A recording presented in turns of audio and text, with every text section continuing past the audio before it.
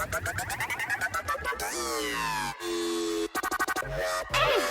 Live Podcast with your host, Jose Arqueta.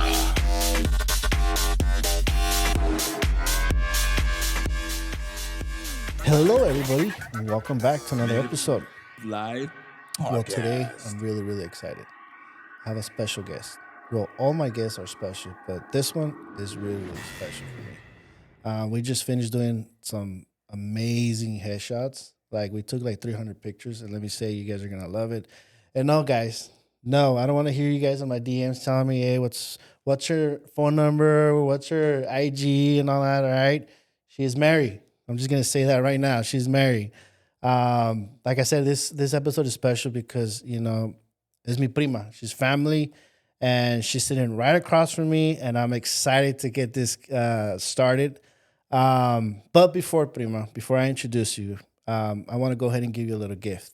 All right, from one of our sponsors. It's Hoax Beef Jerky. I hope you like jerky, and you can share it with your buddies at the police station. And here, let me give it to you real quick. It has a little bit of a bunch of selections of beef jerky. And I want to go ahead and take the time to give a shout out to Hoax Beef Jerky. If you guys are looking for any beef jerky out there, she is the person you want to go to. It's made with love and passion, and it's made here in Salinas, California. She has a bunch of flavors. You can find her on Instagram, Hoax Beef Jerky. Let her know that Live Life Podcast sent you. Here you go, prima. There's a bunch of beef jerkies there, samples. I hope you enjoy it. Thank you. Thank you so much. You're welcome. This is an awesome protein snack. For your gains. Yes. Hey, for your gains, prima. Well, and I brought something for you too. Oh, really? Yes. Oh, my God. Thank you. First of all, it's an honor to be here. Thank you for having me. Secondly, I have a patch from the police department. Oh, nice. But I also Thank brought you you a challenge coin. This challenge coin, and on the back of it, you'll see all of the different type of cases that we investigate in our detective bureau. So that's for nice. Thank you. Shoot.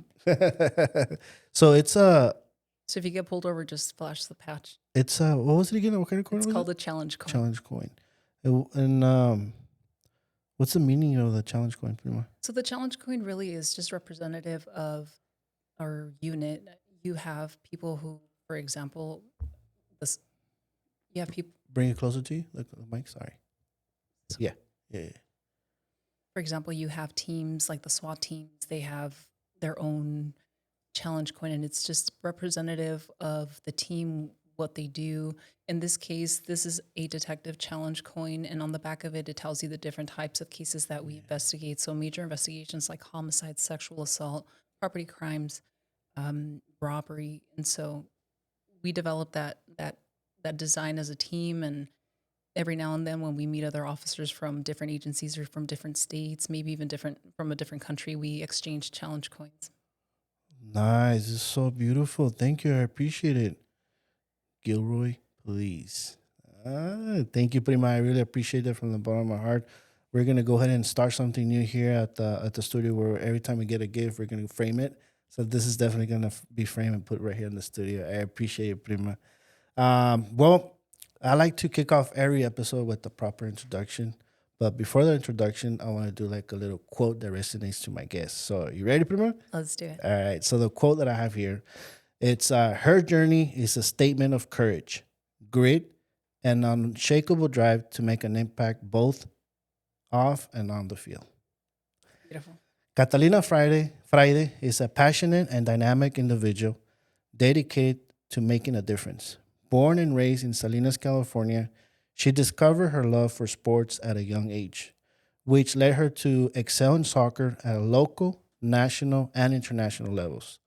She now represents the Salinas Soccer Femenil League and competes with the Women's California Law Enforcement Regional Team in prestigious tournaments like the U.S. Police and Fire Olympics and the World Police and Fire Games. Her journey took an unexpected turn after a life-changing event, leading her from a career in accounting to a rewarding role in law enforcement. Now a detective in the Gilroy Police Department, her impressive roles include arson investigator, defensive, tactics instructor, honor guard member, and police academy instructor. She approaches each role with grace, determination, and a commitment to inspire others. Beyond her career, Kat is a devoted wife and mom, cherishing time with her family and embracing every challenge with purpose and faith. When she's not solving cases or dominating on the soccer field, she's traveling, staying active, and finding joy in refinishing antique furniture. Her story is one of resilience and purpose and faith. Thank you. That's a beautiful introduction. You're welcome, Prima. All right, Prima, let's get the show started. Let's do it. All right, Prima. So, obviously, we're family. You're daughter of my tío, mi padrino, que es hermano de mi mamá. And pues, we're family. And you were born here in Salinas, right? I was born in Mexico, but you were born here in Salinas, California. Were you born in Natividad or Memorial? I was born in Natividad, the Really? old Natividad, The old one, the one where I hear stories, there's ghosts and stuff like that. the one that's haunted. Oh my god. Yeah, I hear a lot of stories about that one. Yeah, a lot of them. So it's kind of like I don't know if it's true or not. I don't either. I don't know. I'm willing to bet that there might be some truth to that. I know, huh? So, obviously you come from a hardworking family. My uncles, my dad, my tia. How was it growing up on the east side of Salinas? Well, I was born and raised, like you said, in the city of Salinas. A good percentage of my childhood was spent on the east side of town. My parents, they were field workers, and one of the things that I admire most about them is their hard work and their willingness to want to give us better. Not more necessarily, but they always worked hard to give us better.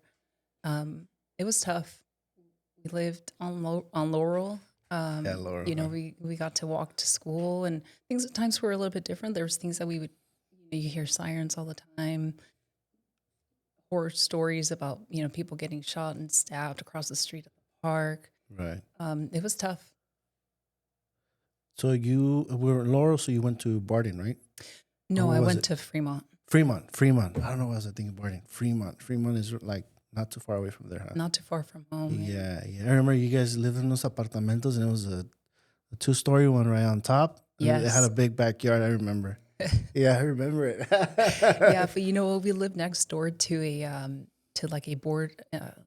boarding care facility where you have people who are mentally ill. Right next to And it. so every now and then they would like sneak out of there and they'd come over, and it was kind of scary. I remember one Really? time my sister and I were home alone and my parents were off to work. It must have been during summertime.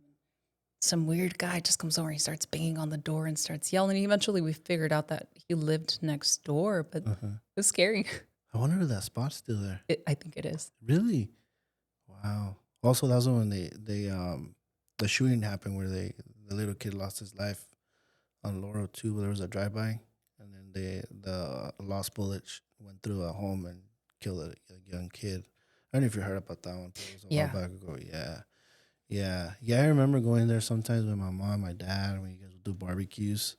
We'll go there, and I was like, yeah, it's pretty cool. But see, growing up as a kid, you never saw it as a bad spot. You just saw it as another neighborhood. It's like me growing up in La Costa Plaza, surrounded by a lot of gangs and a lot of gang activity. For me, it was nothing like crazy until I started getting older.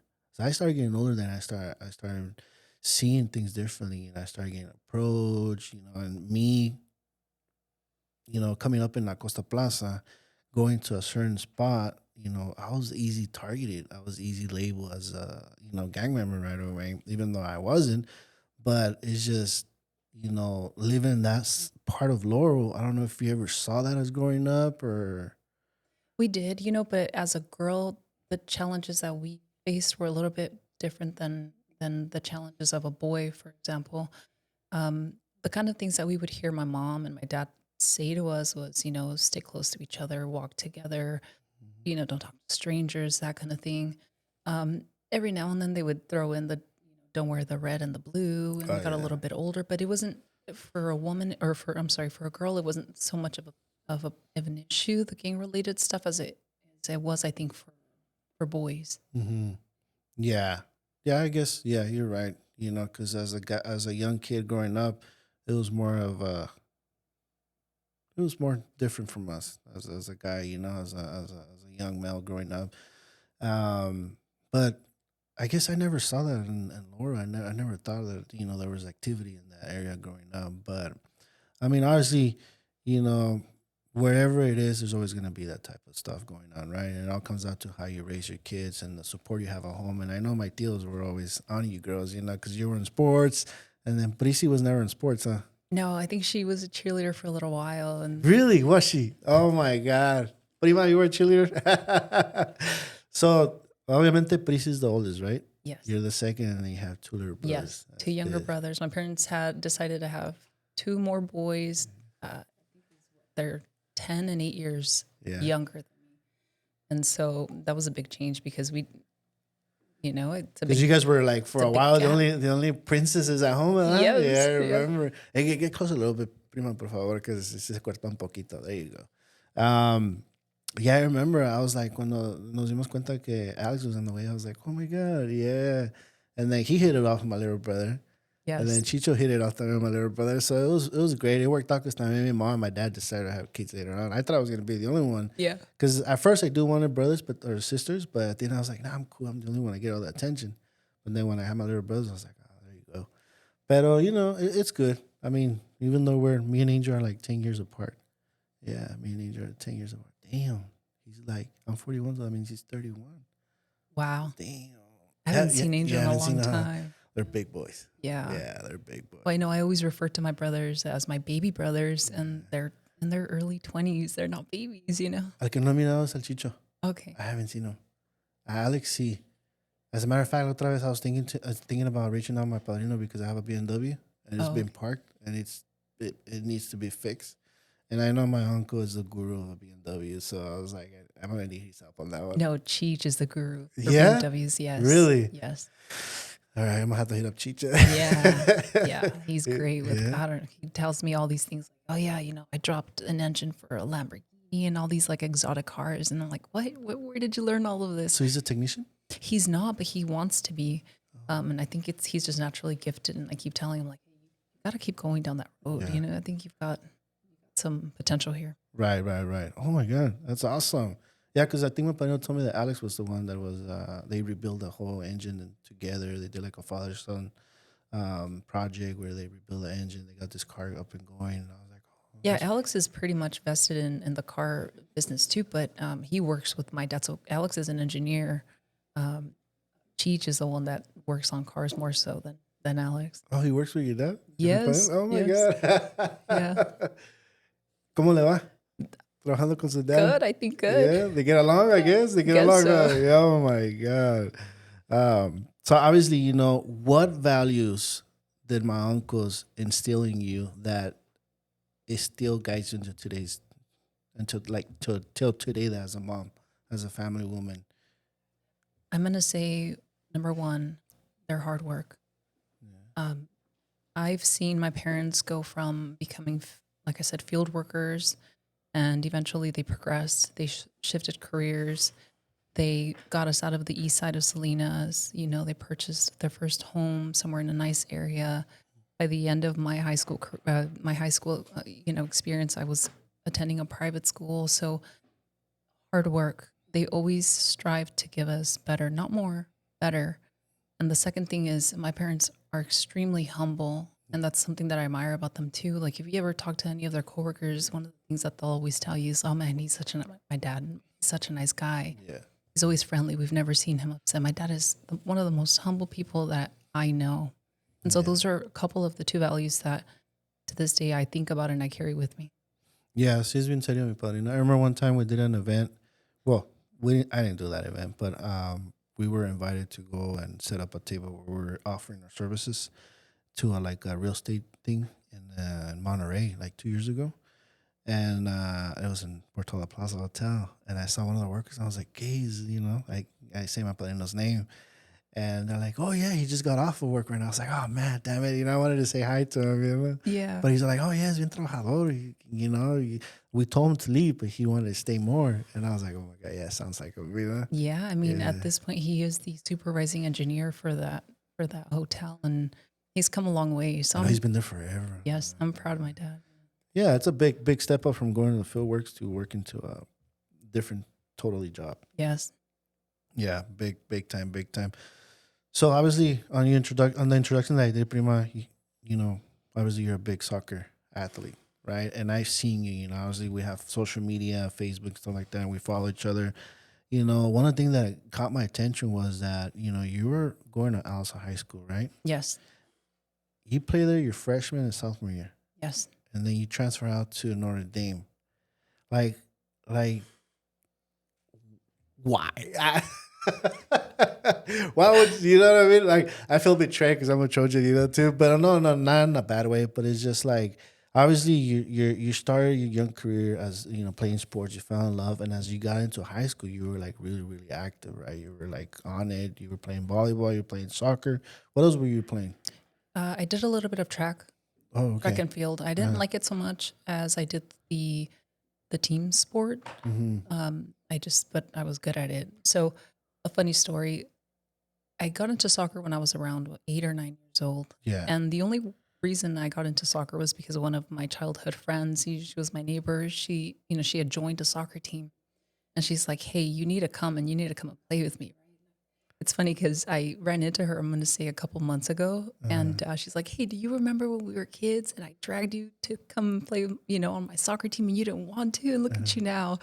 And I had to laugh because it's true. Had it not been for her, I don't know if I would have ever, had the same vested interest that I had in soccer, and so she invited me. We started playing on the same team. Like I said, we were 9 years old.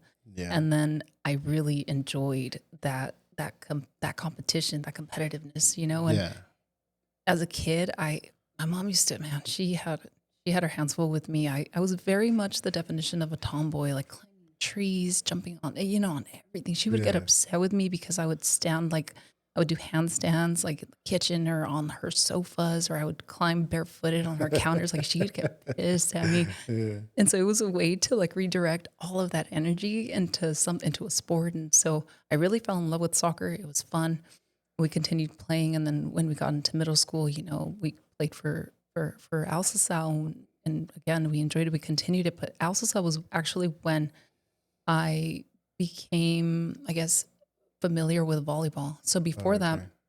my parents every Wednesday during the summer days, we would come up to Monterey and we would play with my dad's coworkers. Like they would bring their families, and it was like every Wednesday during the hot days, they would bring us up, and that's kind of how I learned about volleyball. And so when I got to middle school, one of the coaches was like, "Oh, we've got tryouts coming up or whatever." And so I was like, "I'm going to try out for it." And my intention was not so much like I wanted to try out for the team and play, like, be good on the team. It was more of like, I want to play with the grownups when we go on Wednesdays in Monterey, Right. so that, they want me on their team. Like that was my drive. That was your drive. And so that's really like the initiation of my career in sports, like, and so eventually when I got to high school, I started playing club volleyball. So I was traveling up and down the state of California for tournaments. I was going to Santa Clara for practices, up Seaside, multiple places. At the same time, I was playing soccer. So when I wasn't in soccer practice, I was at volleyball practice. If I wasn't at a game, I was at another practice. And so it really was, I was motivated by sports, right? And so it was Yeah. kind of like rinse and repeat. You go to school, you go to practice, maybe a second practice, you come home, do homework, eat, and go to sleep, and then rinse and repeat the next day. So you're pretty active then. You're pretty active on that side of just sports. Because I remember one time, mi padrino decía, oh, la flaca. Bien traviesa la flaca. Y I remember una vez te habías quedado la mano. Yes, at the Yeah, park. yeah, and I was like, oh, pobrecita. Prima. And I saw you with your cast on. I was like, oh my God. That's funny. I know. But during that transition before we get into high school, during elementary, did you ever have any dreams, like big dreams, like something that you hope that like when I grow up I want to be that, Not that I can remember. I didn't have like major dreams, like Nada? nothing like that. Nothing that I can remember that sticks out to me. Did you ever have like a favorite subject or a favorite thing to do in elementary school? Yes, I wanted to be outside playing recess. That was my favorite thing. Like, forget the school, send me outside. I want to go play freeze tag with my friends. For me, honestly, I sound like a fat kid. My favorite day was when it was tater tots. They gave me tater tots. That was like my favorite day. And the chocolate milk. Yeah, chocolate milk. That was like, man. Oh, what's today's day? Tuesday, chocolate milk. Yes, you know. Oh, it's Thursday, like the third week of the month. Oh, tater tots. I was so happy for 4 tater tots. You know what I mean? But I was in heaven. You know. How about the square pizzas? Oh, one of the bagel ones. Remember the oh man. It was crazy because for me it was different food. Porque en la casa frijoles y que arroz, que sopita, and it's just like, I want some junk food. You know what I mean? Sure. Yeah. So now, fast forward. You actually, go to ALSA. You're focused on sports. You love the sports. How, what was it that got you like? You know what? If I want to be able to get a better shot, to get like a college offer or anything, I need to move from ALSA. Was it because ALSA wasn't giving you the support, or was it because a decision that your parents made that, you know what, we see where you're going, we see how you focus and devoted you are on the sport, and I think this is going to be beneficial for you? That's a great question. I think when I got to high school and, at ALSA, when I played volleyball for ALSA, we, for the first time in the history and the existence of ALSA High School, my team won the division championship in volleyball, right? And Freshman year or sophomore year? I was my junior year, I think. Junior year. Really? Yes, that I transferred out after that. Oh, so you transferred your junior year and then remainder of senior to... Yes. Okay. Yeah. Gotcha. And so we had an awesome team. At the same time, I had won a lot of awards. I got all county, I got tri-county, I was MVP. And so I think my parents realized, like, okay, the sports thing may go a little bit further along. And so we sat down and we had a discussion about switching over to the schools for a number of reasons. One, the education was significantly different, better, right? Smaller classes, more interaction with your teachers, more college driven, more college focused. And for the same reasons that you said, the opportunities, you're coming from a prestigious high school, people are more prone to looking at that in those times, right. than if I stayed at ALSA. Did your coaches have any advice for you? Like, yeah, this is the right move for you, or like, don't go, quédate aquí, or we could make something happen for you as they could make happen over there. Was there any involvement from the coaches as far as trying to retain you? Any involvement from the teachers or from the counselors to try to like, or they just said, all right, peace? I know I broke my volleyball coach's heart when I told him what was going on. I think there had been some conversations already, when I talked to some of my teammates, like, hey, I think I'm gonna transfer out to Notre Dame pretty soon here. And so that, that kind of traveled. And so by the time I got to him and actually had a conversation and we realized, okay, we're gonna move forward with this transition, he had already had some idea. And so he took it well, but he was also heartbroken, right? And because his dream was, let's get another championship the next year. Right. And I think we probably could have, because we had the team for it. Yeah. But it was for me, it was a decision that we had to make to improve. Was that a decision? My education. Was that a decision that my tíos did, or you're like, you were behind it too? I was mostly behind it. They were very supportive of it, though. Was that something that you decided to do, or they brought it up to you? I believe it was a decision that we both talked about. I brought it to the table. It was something that it just popped up, in discussion, and they were all for it. So the fact that I had their support, their backing, said, yeah, let's do it, because you go from a public school not paying anything to now you're paying $10,000 a year for, to be in school. It was a huge leap. And to have the support of my parents was massive. How was the transition from a public school, male and female, to a private school, which is all females? And uniforms. How was it? I guess in a way it was better for you. You don't have to worry what you're going to wear. It was just a uniform. Well, yes, and there were rules about our uniforms. So our uniforms had to be tailored a certain way. Our skirts couldn't be too high, and we would get in trouble all the time because when we would go out for lunch, people would call in, on the south side of Salinas, and they would complain that our skirts were Really? too short or that we were Wow. misbehaving. Oh my It was an God. interesting time. But no, going back to your question, the transition, it really was a shocker. Uh-huh. But because you have to imagine, you go from being in a school with 1,000 students to now going to a school with 70 students, Right. and then it's no longer co-ed, now it's just females. Right. That was a huge transition. So our classrooms were 20, 30 at the most, maybe less. So it was a big transition. Hey, you walked in your first day in class, you're like, holy shit, like 10 students? Yes. Yeah. I mean, they would obviously fill in the classrooms, right? But But it was smaller compared to like, what I mean is like you walk into a class, you have 10, 15 students versus 35, 40 students, right?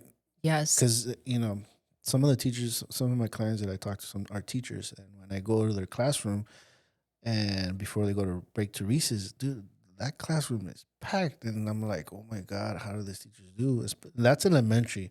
And sometimes when I go see another clients of my teachers that are teaching high school, they're teaching like almost 40 kids. You know what I mean? It's just like, holy crap. So I can only imagine how the event from you going from like hypothetically 30 people to like 20 to 15 a class, you were like, whoa, So I guess the teacher was most focused on you girls, right? yes. And what I think I liked most about that is again that having that one-on-one with the teacher, having the ability to ask questions about an assignment or clarification on something that you don't understand, having those office hours with your teacher, and having them available, at almost any given time versus, being in a public school with 1,000 students, it was almost impossible sometimes to get, you would have to either come in before school or after school to get some kind of tutoring. Yeah. We didn't have that problem then.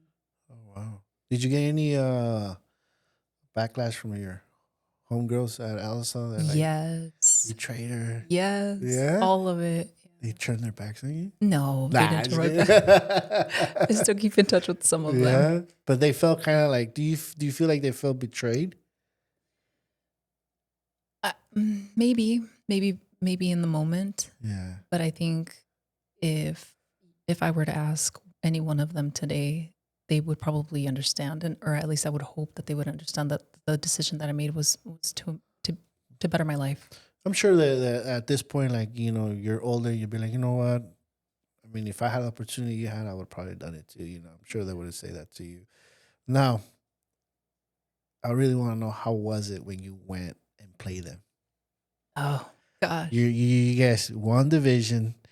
You made the transfer to Notre Dame, and Notre Dame is pretty good, right? They were good too, right? So it's like, did you guys play home or you play at Alsa? We played both. You played both at home and away. So the first game, was it at home or away? Oh, I don't remember. Okay. So first game, how was it? I was nervous. I was so nervous, especially I didn't want to make eye contact with my old coach. We beat them both times. Really? Yes. Damn. Yo. Yeah. Yeah. But how was it at the end of the game? The first game, do you remember anything like going up to the girls? Hey, what's up, girl? How you been? Or it was just kind of like, all right, laters, No, the friends who I said hi to were the ones that I still keep in touch with every now and then, at least through social media, But do you think if you would have stayed at Alsa, you guys would have beaten Notre Dame? yes, Yeah. yes, Damn. yes, because at the time Notre Dame had a very young team. So we had a couple of players that I was obviously one of the older ones, but we had a very young team. And so, I think if I would have ended up staying, I think it would have been a different game. Really? What about soccer? How was your soccer? Because obviously you face them in volleyball, and then you got to face them again in soccer. You know what? I don't remember if we played them in soccer. Sometimes the teams change or the leagues change a little bit, so I can't even remember if we played them in soccer. That's crazy. I think for me, I would be like, there's a video of this kid, and he actually talks about it. Now that I'm remembering that we're talking about this, that he transferred to another high school because he wanted a better shot after high school to go at D1 and D2 university. So his fellow teammates felt betrayed, and the coaching staff felt betrayed. So in social media, social media nowadays, right? They were talking smack about the kid all the way to the game. The kid stayed composed. He didn't say anything. He did nothing. Long story short, when he went to go, like the captains, face each other. On the video clip, it shows that he tried to shake their hands. They all turned their back on him. Well, he went in and he was a quarterback. He beat him. Like he destroyed his whole team. I don't know for how many points, but at the end of the day, he had the last laugh. You know what I mean?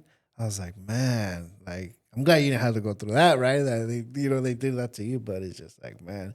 So obviously, sports. We talked about high school. You're there, and graduation comes up. Did you get any scholarships? Any So, scholarship offers? so my senior year in high school was one of my best and one of my worst years, I think, growing up, because as a senior, my my parents were going through a really devastating separation. It was nasty. No matter at what age your parents, at any age, you know, it's not easy. And the people who are most affected by that are the kids, Right. right? And so I found myself in the middle of that, and I had plans to go to school at Long Beach, and at the end of the day, because things were just kind of out of control at home, they were unstable. I felt like my brothers needed a little bit more support at home. So I made a decision, and it was one of the hardest decisions that I have ever made, to stay and go to a community college for 2 years and then transfer out, Mm-hmm. at that point. So I ended up staying. I stayed. I went to Hartnell. I played soccer there for 2 years. Once I finished those 2 years, I had some offers. I think the farthest one was somewhere in Kansas. They were offering me a full ride. Chico State was offering me a full ride for volleyball. Seattle was offering me 75% scholarship to play volleyball. And there was one more school in Hawaii who was offering they wanted to negotiate. Mm-hmm. Um, but things got a little bit challenging the older I got, right? So 2 years into college, my parents are still going through it. My little brothers are kind of in the middle of it. Right. Um, and I had to grow up and get a big girl job. I had to kind of fend for myself. So I ended up getting, I was still going to school. I got a job, and I ended up turning down all of those offers. Wow. Was it well, obviously you mentioned because of what your parents were going through, right? I mean, you already made a big decision to not take that step right off high school. You went to college. You still got more offers after that, right? Um, do you feel any regret not taking that the next step to say, you know what, I'm just gonna dive, take the leap of faith and just go with it, knowing what was going through with your family? Did you feel like guilty, like if you were to leave, will will they hold some type of resentment towards you, your little brothers? Did you feel some type of way like that? You know what? For a very long time, I felt I felt resentment towards my parents, and I blamed them. Mm-hmm. Sorry, It's okay, baby. sorry. This part of my life was very emotional for me. No, no Like I was worries. saying, I held a lot of resentment towards my parents, and I blamed them for a long time. Mm-hmm. But the funny thing is that during those 2 years that I was going to a junior college, I had also, for the first time ever, I was raised Catholic, and I went to a private Catholic school. But a friend of mine invited me to a Christian church, and I developed a relationship with God. And I'll say this: I'm not religious. I'm faithful, and that was also, talk about perfect timing. That was a moment in my life when, you feel alone. You feel like nobody understands what you're going through. You're young. You're trying to figure life out. Things get confusing, and because your parents are so caught up in their BS, you're kind of left on your own. And so going to that church really build a foundation for me, and it made me stronger, and I needed it in that moment at that time I more remember than one, anything. I remember one time you invited me and I went. Yeah. Really? Oh Yeah. It gosh, I was the forgot one right about there that. by off of San Juan Bautista, Yes, San Juan Grade Road, something yes. like that. Yeah. Celebration Church Celebration Salinas. Church. Yeah, I remember. Because I was going to Life Christian Center. Okay. Yeah, I was going to Life Christian Center. And I remember when I converted to Christianity, ooh, my mom threw a fit, dude. Really? Yeah, because Catholic, they're Catholic, and they thought that I was just. Anyways, they had a different viewpoint, right? And that's not about me; it's about you, prima. So, I feel you. I feel your pain in that aspect that that you felt some type of resentment because of you felt that you had to stop this, because you felt like you needed to be there for your little brothers. You were looking out for your little brothers, right? So that Yes. was the reason why you didn't decide to take the next step. Have you ever had a talk with your little brothers and let them know? Or have they ever asked you, like, sister, how come you never went? Or what was the decision behind that you never pursued that if you were all into it? Did you ever sit down with them and say, you know what, this is what really happened? No, it's interesting you say that. We've never had that conversation, but I did have a conversation about all this with my parents, and it was difficult. It was, we were in tears. It was raw. It took a lot of courage to tell them exactly how I felt, but it needed to be said, and they needed to hear uh, how things were for me in that moment. But you know what? I will say this: it was helpful, and I'm so grateful that I found God, and I'm so grateful that I made the decision. This is in hindsight, right? That I made the decisions to stay and attend a junior college before taking off, because in that moment, all I wanted to do was run. Right, I wanted to get away. I wanted to leave. I wanted to move so far away right, from all of my problems and not look back. But I love my brother so much, and I couldn't leave him behind. right. So even though everything in me wanted to go, I knew that it was for the wrong reasons. Mm. And I'm so grateful that I didn't, that I didn't go, because I don't know where my life would have been. Maybe it would have been great too, but I stuck around and I faced those challenges head on. And, like I said, I developed a relationship with God. I improved in so many ways, not just career wise, but in every different aspect. And looking back on it, I'm so grateful that I did. I'm so grateful that I stayed. Mhm. That's awesome. I appreciate you sharing that and opening up yourself, and expressing your feelings pretty much. I appreciate it, because one, obviously we're family, y dos, pues nunca hemos tenido esta conexión, in the situation where you're sharing your feelings, right? And I appreciate that, and I'm glad that God was there for you. I'm glad that you found God during those most difficult times, and I'm glad that He provides some type of peace and center you, and pretty much make you feel like, hey, I got you. You know what I mean? Even though things are difficult right now, but I got you. Yeah. That's what I always tell my wife. I remember when I was going through chemo, I didn't want to. I didn't want to be a hypocrite and get on my knees and cry to God like, why me? Why me? I didn't want to be that guy, right? But I understood that I had to stay strong. I understood that He had a purpose. I understood that He had a plan. That's all I understood. But I didn't want to be a hypocrite and tell Him, why me? What did I do to deserve this, right? Sometimes I thought about it, but I went dark. I went dark where I didn't want to talk to Him. But then one of my buddies told me, so, dude, did you ever read the Hope joke? Hope, how he put him to so many trials. He allowed the devil to test him, and give him this awful disease, and had his wife, tell him stuff, and have all his family abandon him. And I was just like, he never resented God, during his most difficult trials. And I was like, I didn't resent God, but I knew that He was there for me. That no matter what, everything was gonna be okay. But I just felt that I didn't want to be a hypocrite.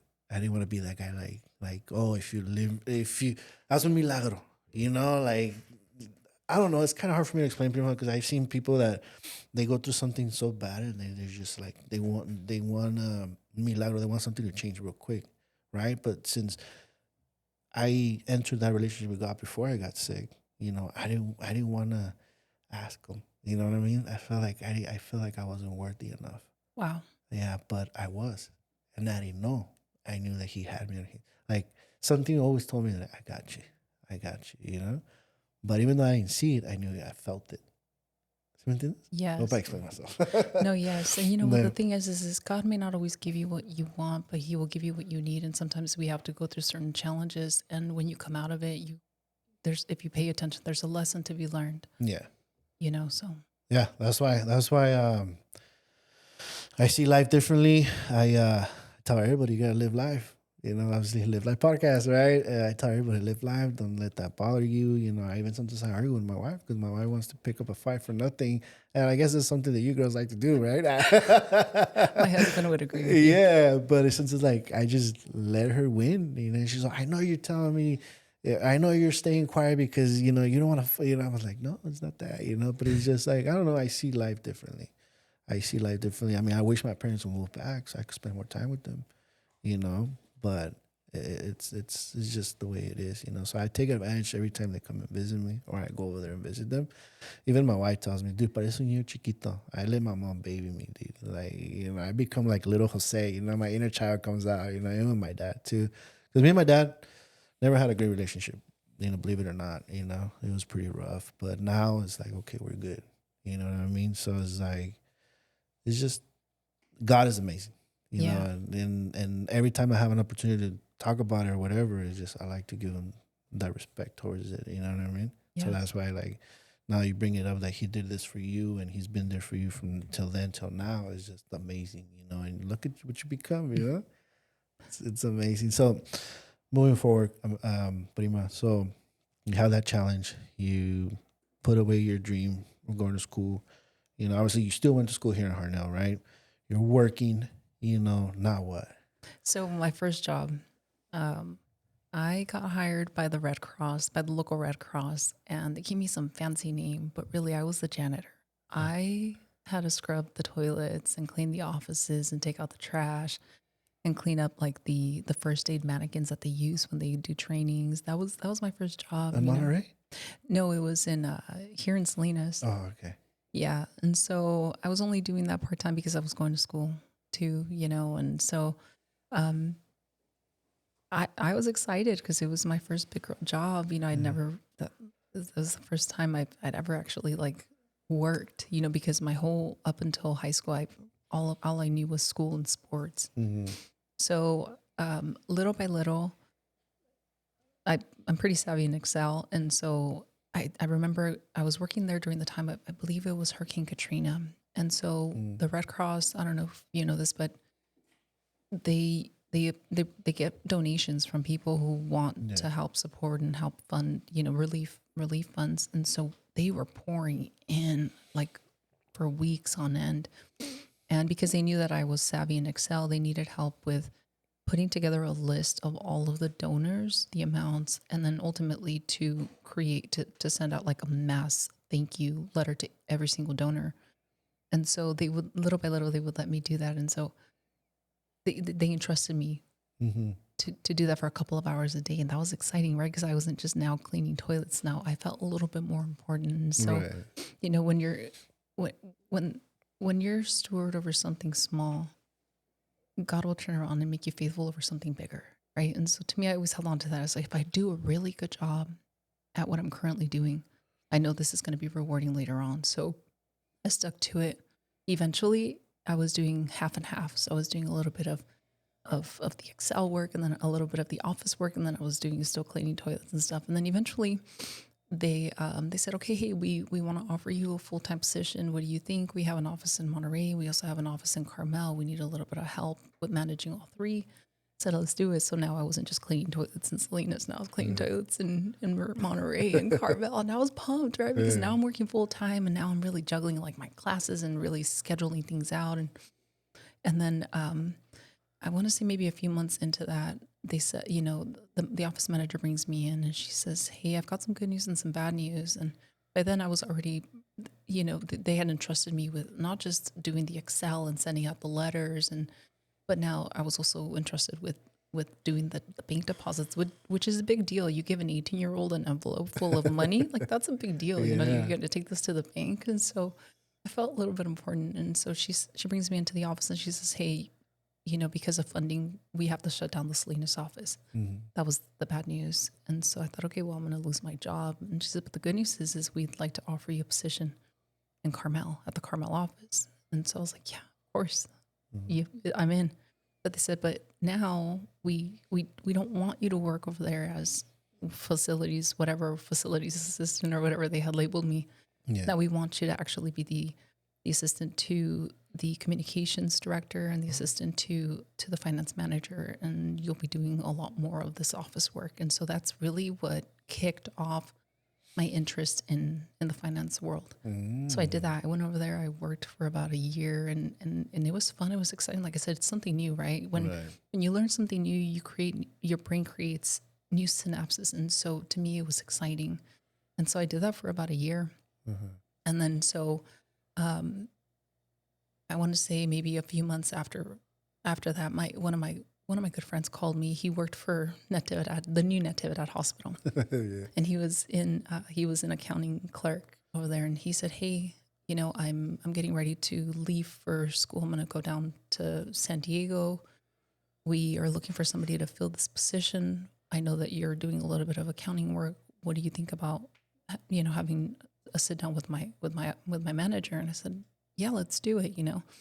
And so I did. So I had a little informal interview with his supervisor, and they hired me. So now I went from working at the Red Cross to now working for the accounting department at Natividad Hospital. Oh, wow. So I worked there, and that was cool. Again, it's something new. I mean, now it's for me in my eyes, it's a big girl job. Now I was really doing it, you know. And so a couple of things that came from that. I met my husband at the hospital. One of the things when I was in high school, the teachers gave us this like questionnaire, and the questionnaire was, where do you see yourself in 2 years? Where do you see yourself in 5 years? And where do you see yourself in 10 years? And I remember I always wanted to get married at a young age, and I always wanted to be a young mom. That was always one of my dreams. I saw that on your questions. I was like, whoa. Yes, I always wanted to be a young mom. And so, funny story, like, you have to understand, like, all of these different things are going on, right? My parents are going through a nasty divorce. I'm turning down college opportunities to go and pursue my dreams to continue playing sports. I found God. I had my first big girl job. You know, I'm learning how to be an adult. I'm paying my own bills now, you know. And so, you know, one day they bring in some guy, and they're like, "Oh yeah, hey, we want to introduce you. This is Jason. He's an intern. He'll be working for the finance department for a little while. He's gonna, you know, get to learn." And so eventually our department got so busy with what we had going on. Like, I think I was managing over 500 accounts. I said, "Hey, I'm drowning in work. I need some help." So they repositioned him to help me out. And so that now we became partners, and he was helping me out. He was helping me balance some of my accounts or whatever. And then we would take breaks together. And then before you know it, yes. And then before you know it, like, we would, "Oh, hey, you want to go to lunch? All right, let's go get lunch together." And then we would just chat, and we'd get to know each other a little bit better. And before you know it, like, "Hey, do you want to go have a drink after work?" All right, let's do it. By then I was already 21. 21, okay. Yeah. And so then we continued, you know, to hang out outside of work. And then, I don't know, 6 months later, I was engaged. No, he had eyes locked on you since day one, because the fact that he was hanging out with you during breaks, and then little by little, "Hey, you want to have lunch?" Then from there, he moved up to, "Hey, you want to go have a beer?" And then boom. Yes, we've been married for 12 years. Really? Yes. Oh, nice. Congratulations. Thank you. You know, something that I envy from your husband is the way he does his little mustache, dude. Oh, my God. One time I tried doing it, no me salía. I was like, dude, that guy has it like the Tombstone style, the movie. Yes. Oh, very cool. Yeah. That's awesome. He gets a lot of compliments about his mustache. I It's know, huh? funny. Yeah. Yeah. I mean, I'm jealous. I'm hating on him. You know? Yeah. So 11 years. Wow. 12. Yeah, I remember I got invited from your wedding. I went. Yeah, it was awesome. Yeah. Yeah, I remember going, seeing you, and I was like, oh my God, yeah. That was in 2012, 12. yeah. 2012. Yeah. Yeah, because my parents left Salinas in 2009. Yeah, and I was here renting a one-bedroom apartment by myself. Oh, man. So your career started there in accounting, right? Yes. Now we're gonna get into the good stuff, right? You're in accounting, you're doing good, you're happy, you're married, you have a beautiful son. By the way, I love his costumes. I love it. Every year I'm looking forward to see what costume you're gonna do. And it's just my favorite one is the Michael Jackson one. Okay. Yeah. That was actually his choice. So Really? like every now and then we would come up with ideas like, oh hey, Halloween's coming up. What about this? What about that? And Yeah. he would just go with the flow. But the Michael Jackson was completely his idea because Quincy loves music. And when he saw the Thriller video, he said, "I want to be Michael Jackson from the Thriller video." So my Nice. mom helped. She's just incredible creative. Yeah. She made his costume. I did all the makeup Yeah, because and ella sabe coser, huh? yeah, she's great. My mom was super You know, she creative. did a couple jackets for me when I was in my rockero era. Yeah. She'll stitch some stuff on my jackets, I remember. Yeah, I mean, she sewed a wedding dress for her friend. She made it for her best friend a long time ago, and I thought, gosh, mom, you're so creative. Yeah. So anyway, yeah. So Quincy just his costumes.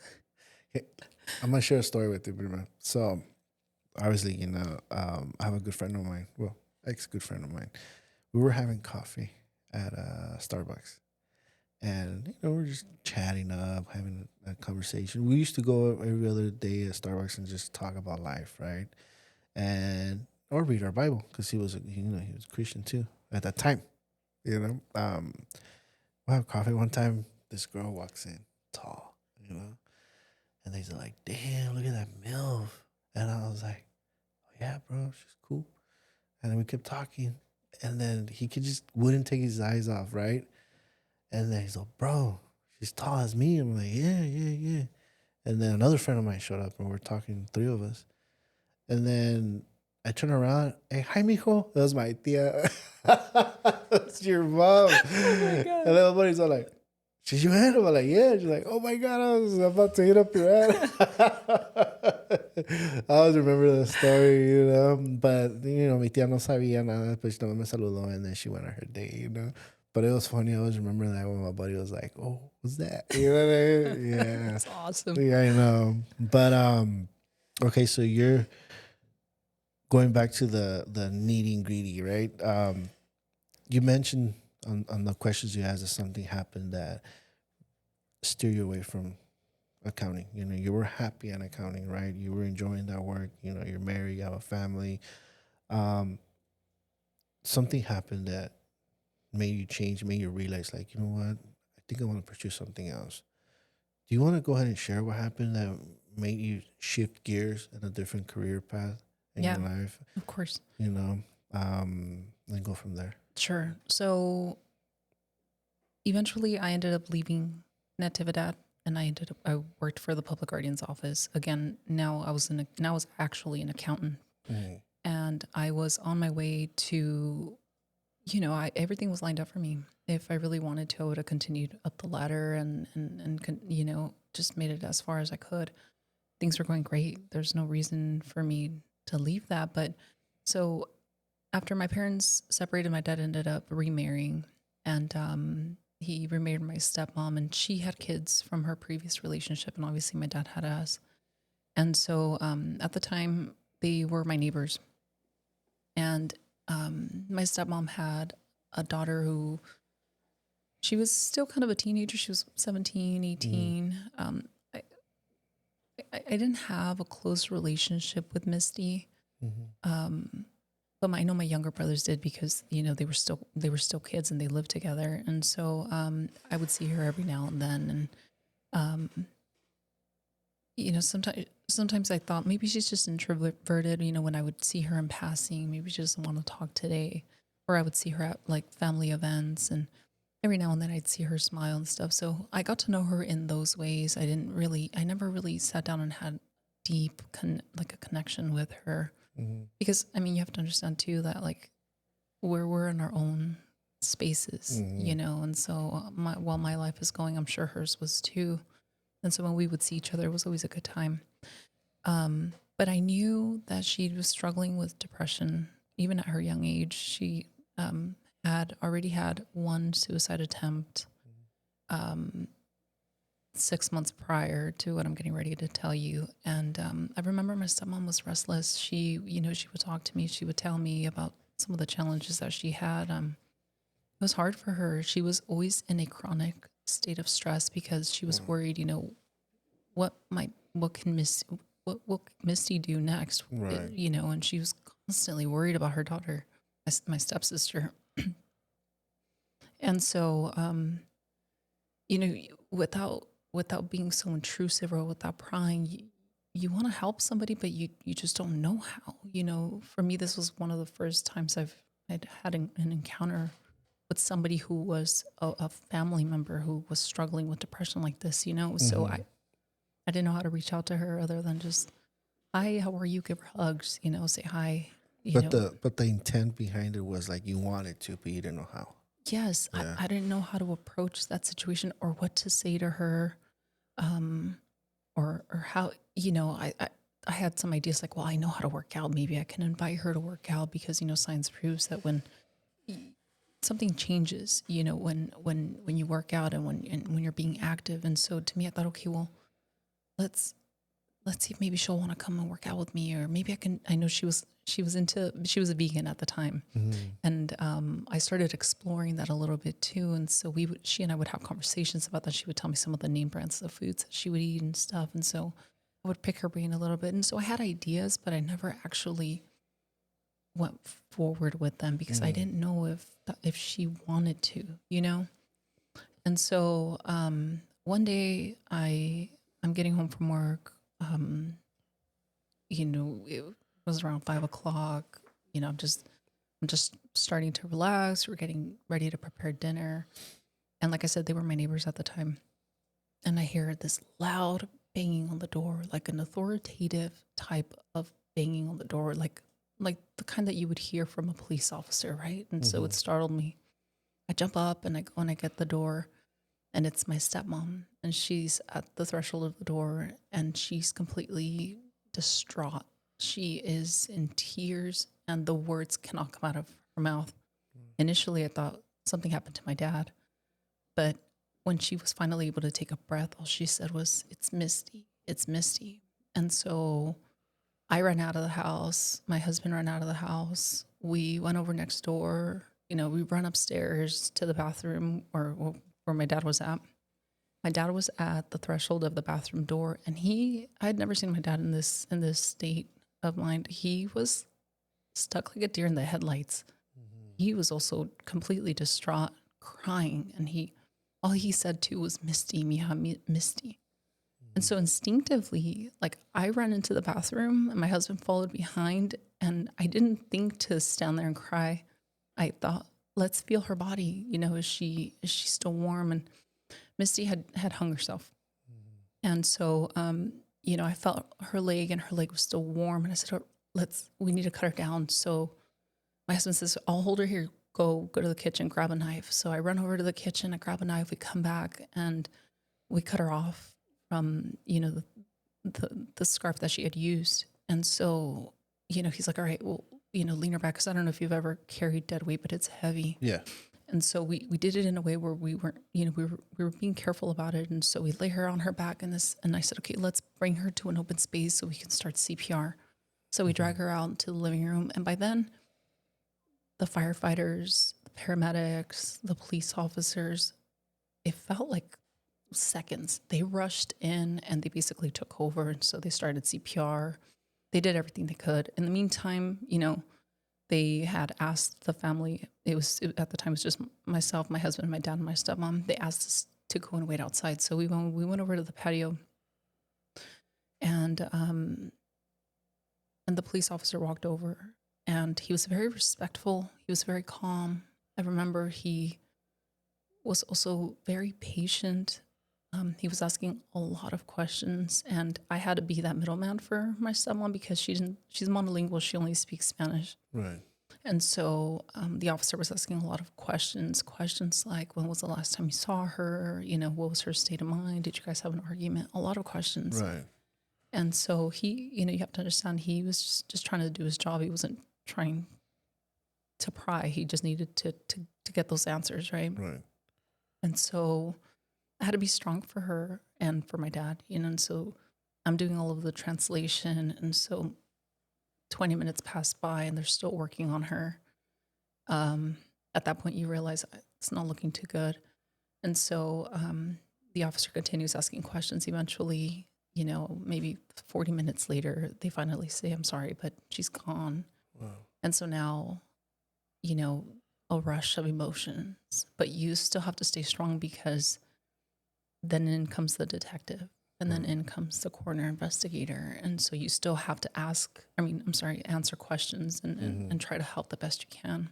By then, my stepmom had already called her younger children, or not her younger children, but her other children. At the time, they were already adults, relatives, her sisters. And so there was a bunch of family that was outside trying to make their way inside. But because officers have to do what they have to do, they weren't letting people in and out.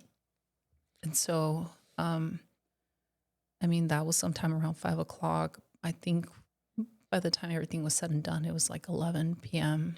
And so during that time, again, you have to stay strong, right? And you have to continue to just push forward and help in any way you can.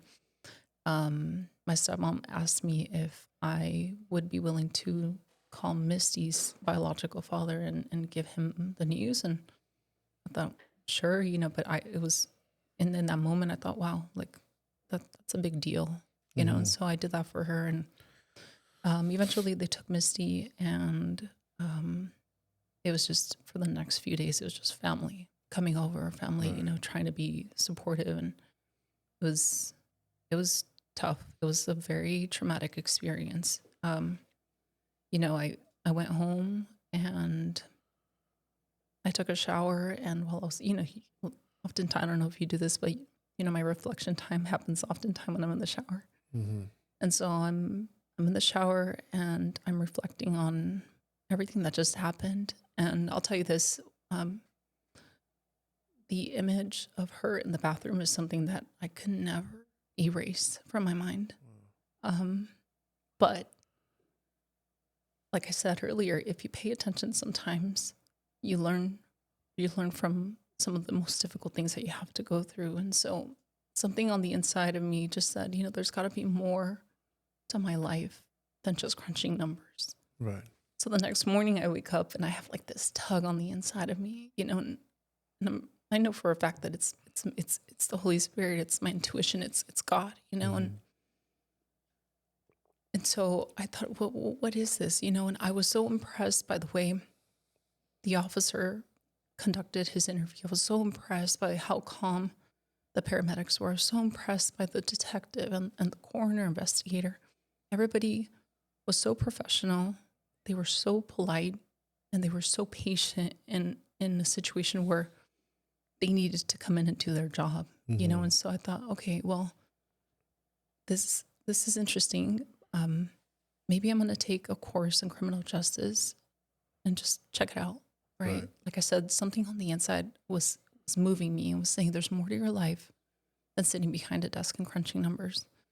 And so I ended up registering for a criminal justice class at the local college. And there's so many things that you can do under criminal justice. You can become a district attorney. You can do so many different things. Right. It's a huge umbrella, right? And so I didn't know exactly what I wanted to do. Do I want to be a paramedic? Do I want to be a firefighter? What do I want to do as a first responder? What do I want to do? And so at the time, my husband's uncle was a CHP officer. And when we would hang out, he would always, because my husband was the one that was supposed to be the cop. He actually, he became a CHP explorer, and he was going down that path. So when Uncle Pete would come over and he would talk to Jason about like, hey, all you have to do is this is the process. You submit your application. Every time he'd come over, he'd always say, come on, when are you going to do it? When are you going to do it? And so it was interesting because when he was talking to Jason, it was as if he was talking to me. Yeah. And so I was listening, I was paying attention, And so one night, I remember I had to go, I want to say maybe a few months, maybe 3 months, because this happened in the summers of July. It was October when I sat up and I had a conversation with my husband, and I said, you know what, I think I want to pursue a different career. Mm-hmm. And by then I had already signed up for that criminal justice class. I said, hey, I want to really look into this and see where it takes me. And he was completely supportive. It was great because he already had a little taste for it, and he kind of gave me some information, of what was to be expected. And so sure enough, the CHP has an applicant preparation program. They call it the APP program. So I signed up for that, and I started you basically show up and they run you through some physical training.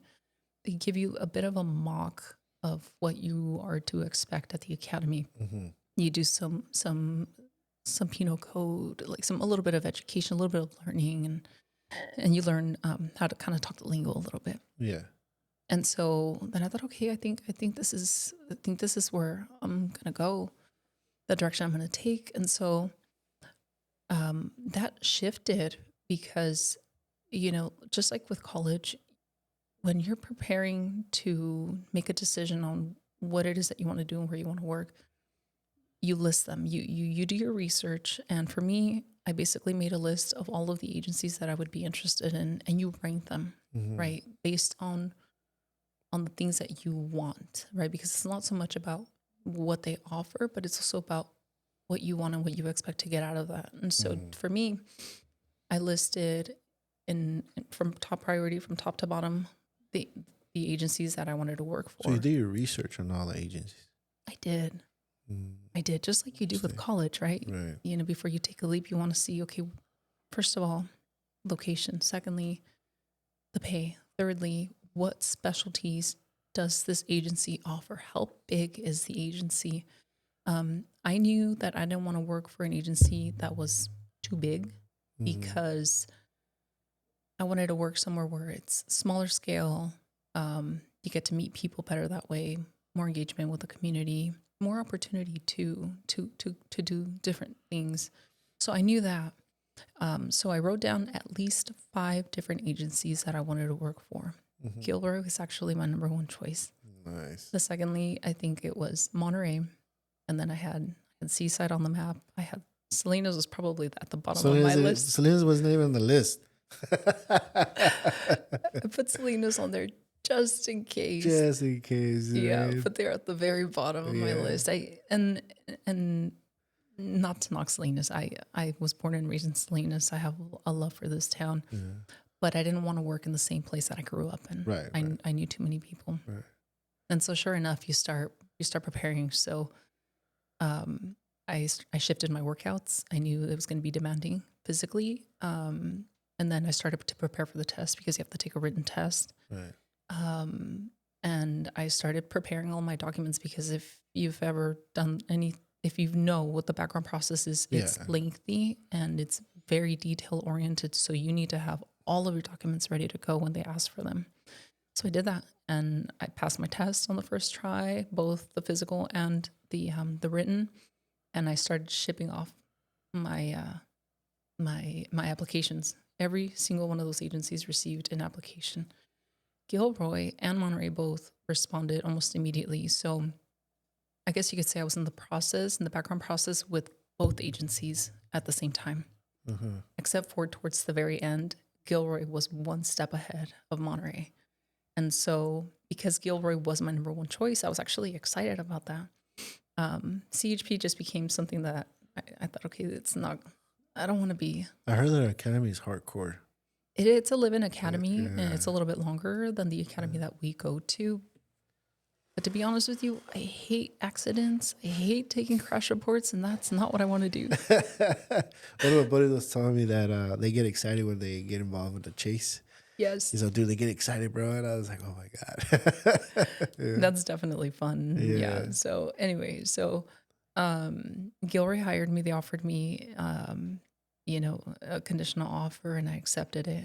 And now here we are almost 6 years later. So you went to the academy, right? You were in the academy while you were putting your applications? So you submit Or- your applications, and once you get done with the background, it's a very lengthy process. Then they send you to the academy. Then they send you to Oh, the academy. okay. Or you can be what they refer to as a self-sponsor. You could put yourself through the academy, and while you're in the academy, you can submit an application for an Yeah. agency and hope that they pick you up. That's what my buddy did. The one that I mentioned to you.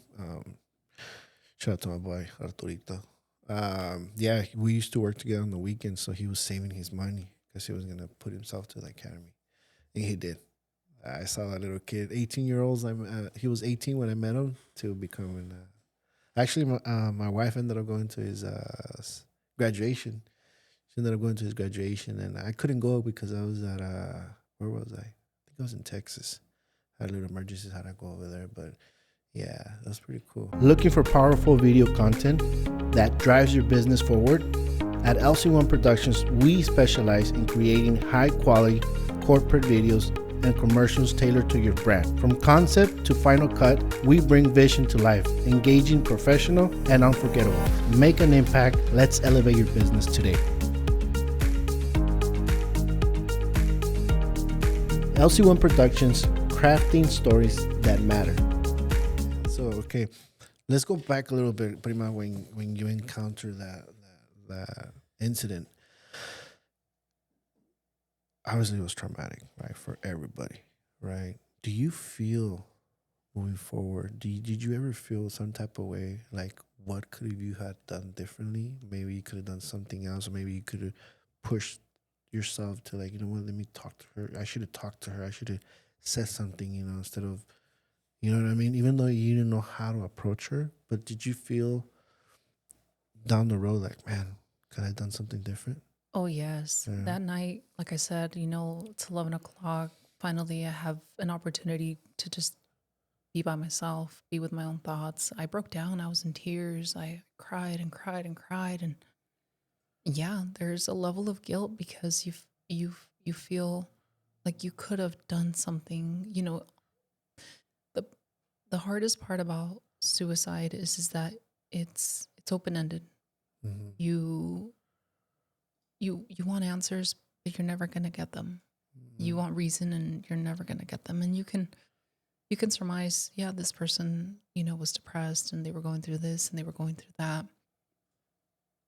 But at the end of the day, you're still left with more questions than answers. And to me, that weighed heavy on me, knowing that maybe I could have done something more. Maybe I should have taken her on a workout.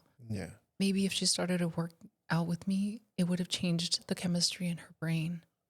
Yeah. Maybe it would have prevented all of this. And it eats you up. Yeah. Well, what advice would you give to somebody that maybe is in the same situation that you were at that time, where they know somebody is depressed, they know somebody has attempted, to commit suicide? What would be your advice to that person? Yeah, I don't hold back. If you feel something on the inside that says, hey, why don't you reach out, make that phone call, talk to them, go visit them, even if they're reluctant to having you over, just do it. Just keep showing up. Just show up. Yeah. Because you just never know. Sometimes somebody just needs a phone call. Sometimes somebody just needs to talk. Yeah. And you know what? And if it means that you save them from taking their life for one more day, well, you succeeded. Mm-hmm. At the end of the day, you don't have control over what other people are doing. And I've come to terms that it wasn't my fault. And there was probably nothing that I could have really done to prevent that from happening, because her issues were deep. But still, show up, Well, make the phone call. What would be your thought process on this, Prima? Obviously, our culture is a little bit different. Sometimes they take things to the next level, like, ta loca, or ta loco, or, dude, come on, I never went through that when I was a kid. Our older generation, like our parents. How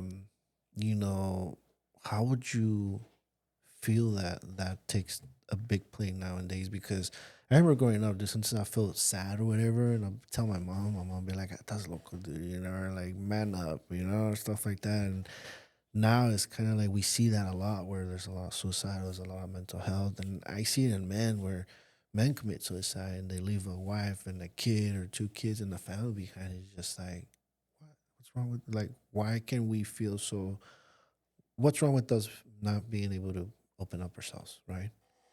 Like, what would you say to that? Like, Well, I think it's a stigma, and like you said, culturally, it's not something that we are accustomed to necessarily. So yeah, you tell somebody, "Oh, I'm feeling kind of sad," and your parents are like, "Oh, you'll get over it, whatever. It's just another day." And yeah, then another day becomes, well, it becomes a bigger problem for you. You start digging a digger hole. You hmm, stop, sorry, a deeper hole, and you keep going down that depression, and it gets worse, and it gets worse, and it gets worse until the point where you can't handle it anymore. You can't handle life. Any little thing can set you off. yeah.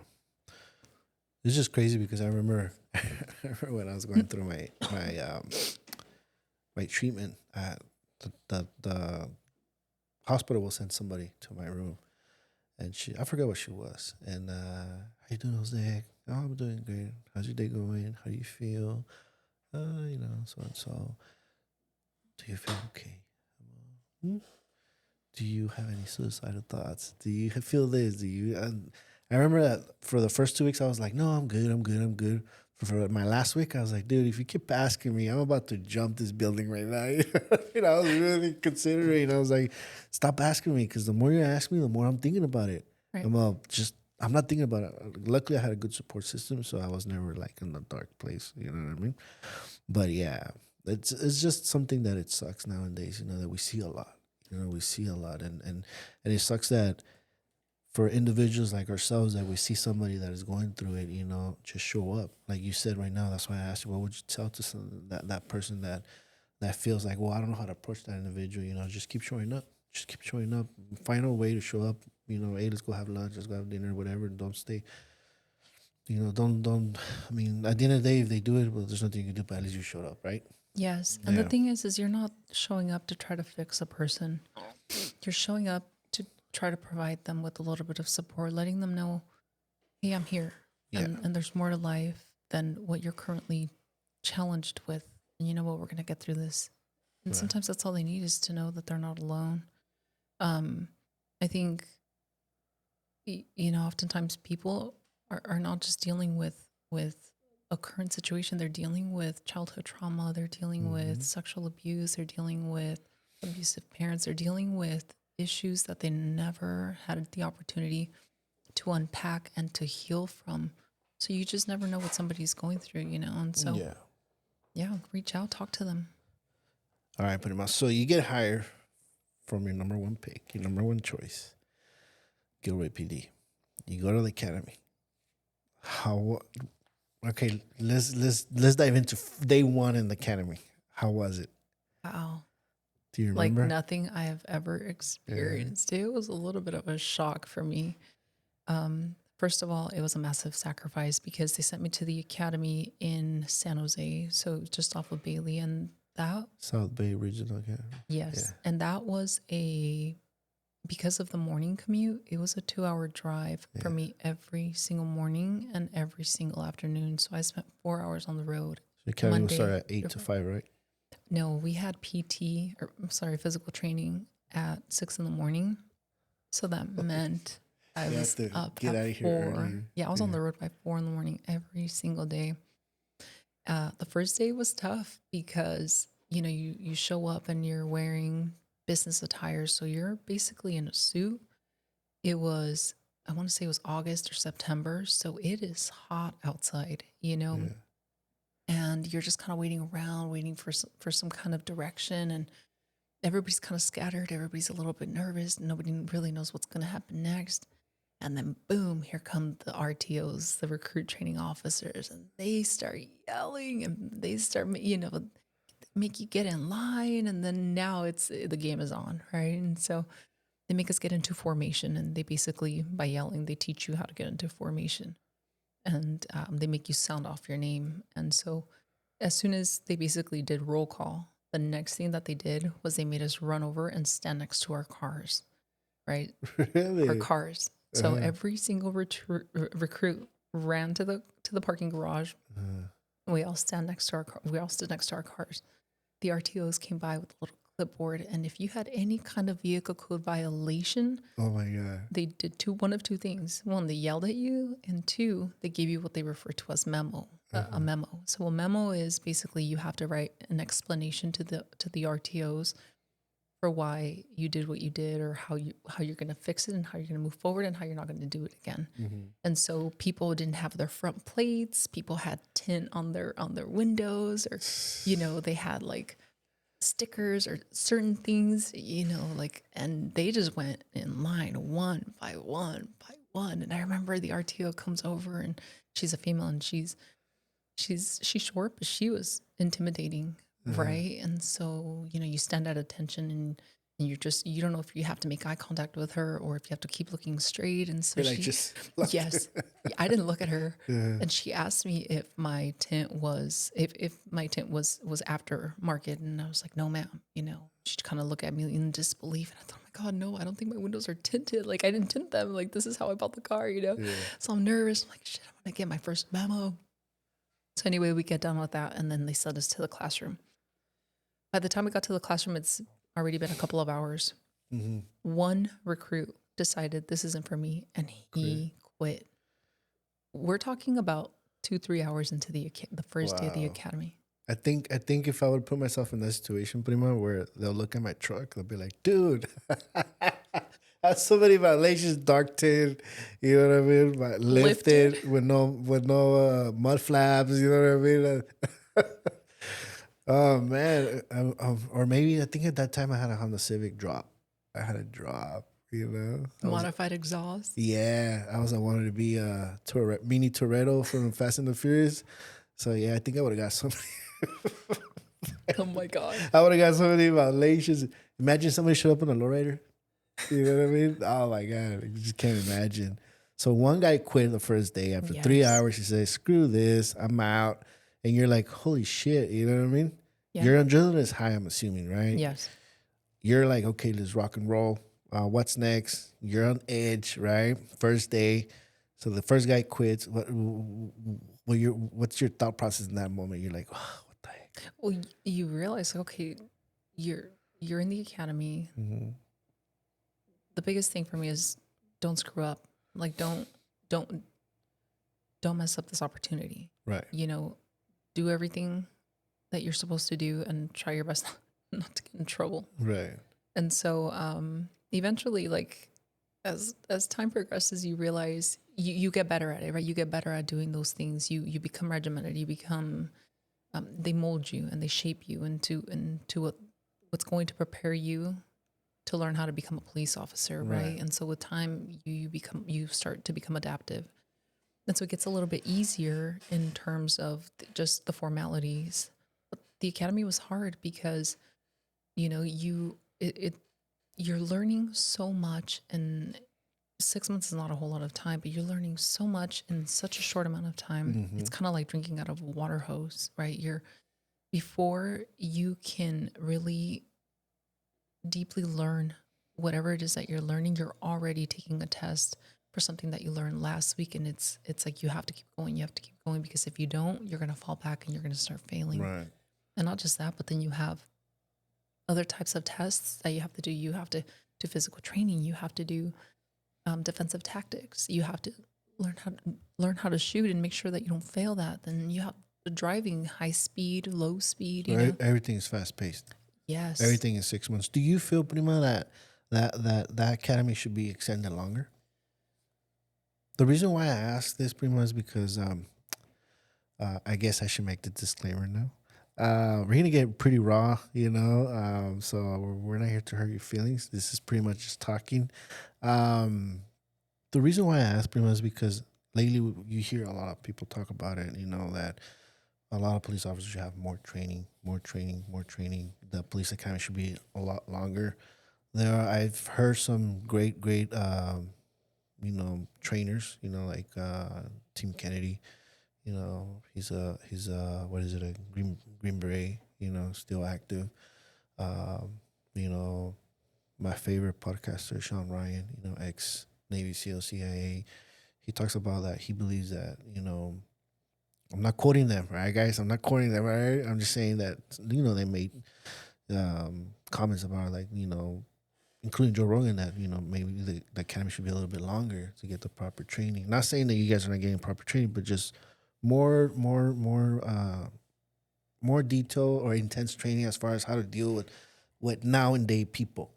Before we never had a lot of Karens. Before we never had a lot of people with cameras on your phone. Especially to the officers. And I see that a lot. And I feel like that'd be something beneficial to be, I don't know, maybe addressed, or I don't know how you guys deal with it at the police department. I've seen videos online where guys are just, that's what they do. That's how they make a living, where they just go to police stations and they're with the phones recording and then fishing. Pretty much I call them fishers, because they're fishing for an officer or somebody to bite, and then they get a lawsuit and they win, and then they go and do it at another station. I mean, I don't get it why they do that, to be honest with you. But for some reason, they do it and they make a living off of it, right? Do you believe that would be a good idea to extend the academy for training, more más calmada la cosa, instead of just boom, boom, boom, boom? That's an excellent question. Here's what I'll say about that, just from my firsthand experience. When you're in the academy, you're in a controlled environment. Mm-hmm. You're safe. You don't have people from the community coming up to you, yelling at you, flipping you off. You're not dealing with real life scenarios. Everything is orchestrated in a way that they hope is going to prepare you. Extending the academy in a controlled environment, I don't know that it would be more efficient.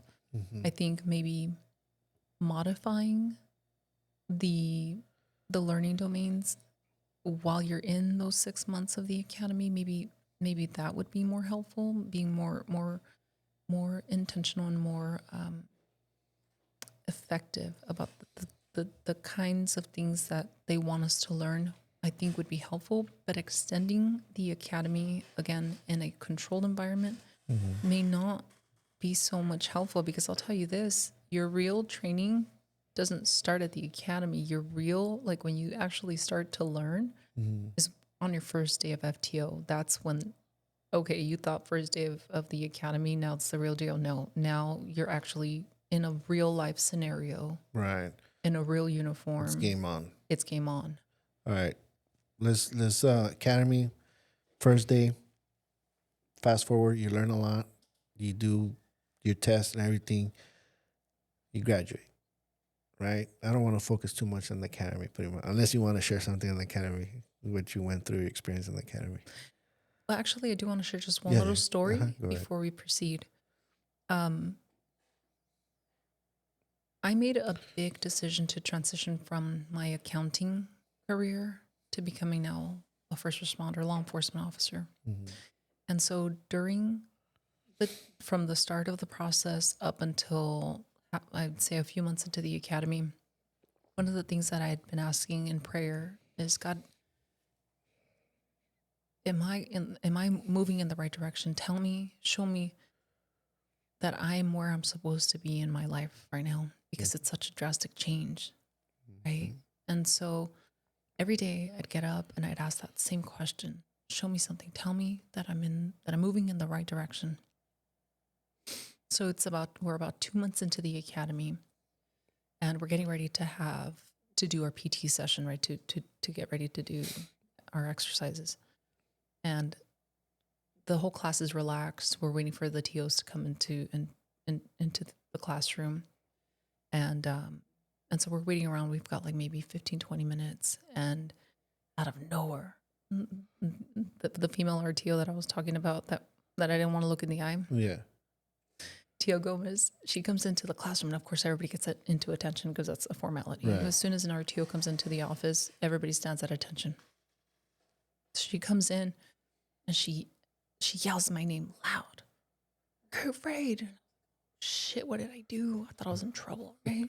I thought I was in trouble. I was like, oh my God, what did I do? And I was like, yes, ma'am. She's on my office right now. Crap. Now I'm really like, what did I do? I'm nervous. I'm shaking. Like, those damn tinted windows.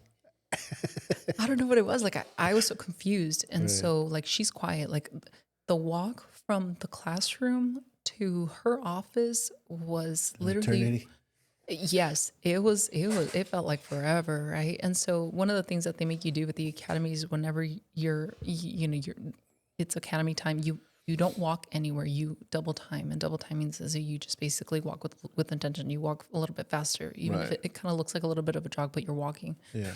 And so I don't know if I need to be running or if I need to be jogging or if I need to be walking. So anyway, I just follow right behind her. I get into the office and she says, sit down, relax, relax, relax. And now she's like completely a different person. I had Like, never, who's this? yeah, I had never seen the side of her, right? Because it's Yeah. very much like she was very strict and, Yeah. and I'd never seen the side of her. And she says, you can relax, right? And so then, okay, I was like, all right, I'm not in trouble then. And so she looks at me and she says, what happened that night? And so I'm sinking in my chair and I'm like, I don't know what you're talking about. What do you mean, Yeah. Tio? She says, with your stepsister, what happened that night? And you have to understand, I didn't share that story with anybody. Yeah. I didn't even share that story when I had my interview with the chief of police. When he asked me the reason why I wanted to get into law enforcement, my answer was very generic. I told him, I had a traumatic life experience and I think that I want to make a difference. I want to help people. That was really my answer to him. Right. And so now I'm wondering, how do you know about my stepsister? Who told you, right? So all these things are running through my head.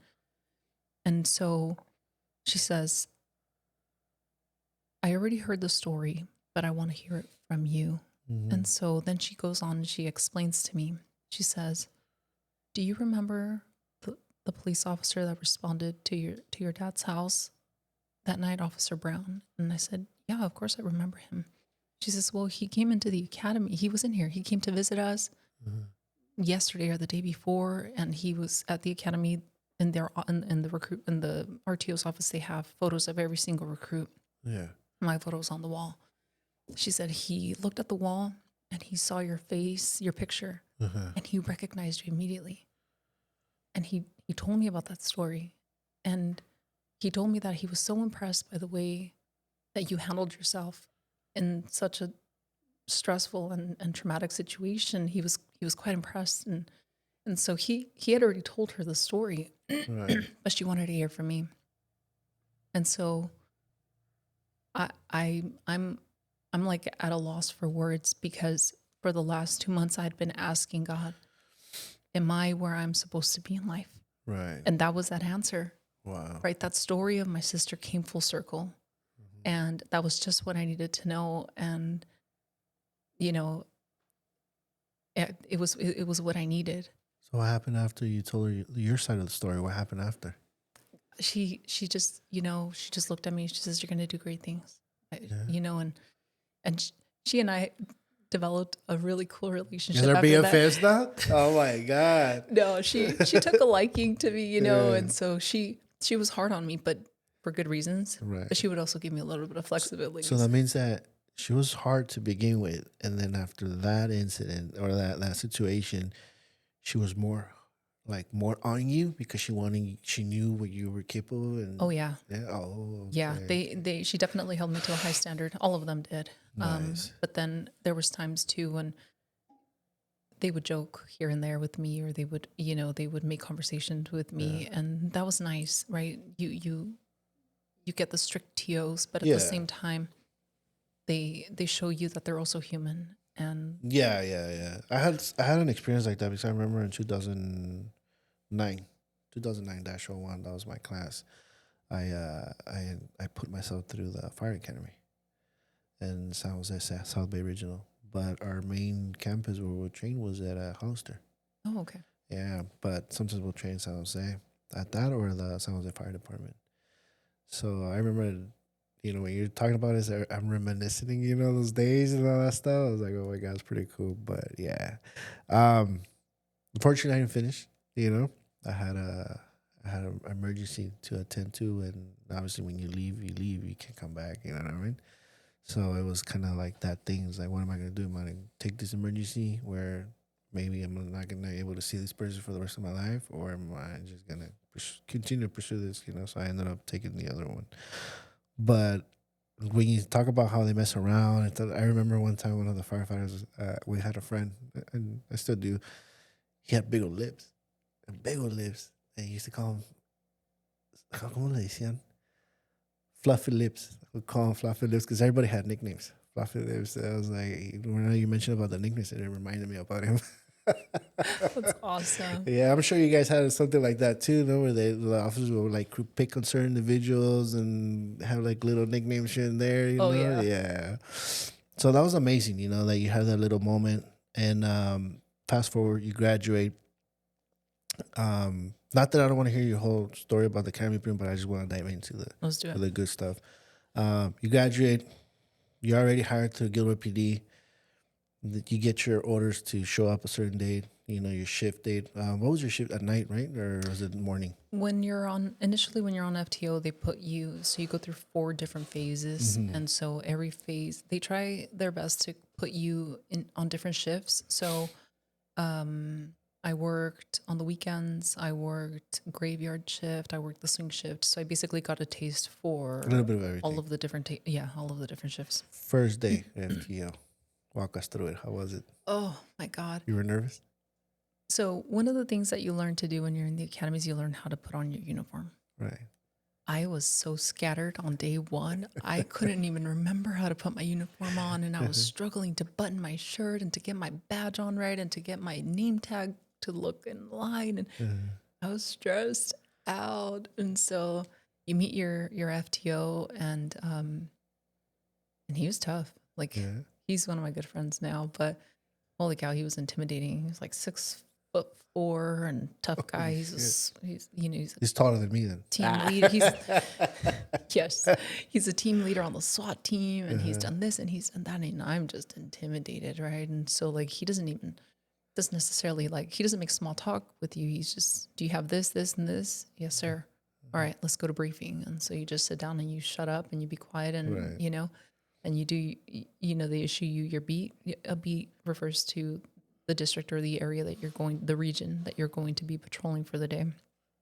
And, you know, you write that down because they also give you your call sign. Your call sign is what they're going to refer to you as, you know. What is your call sign?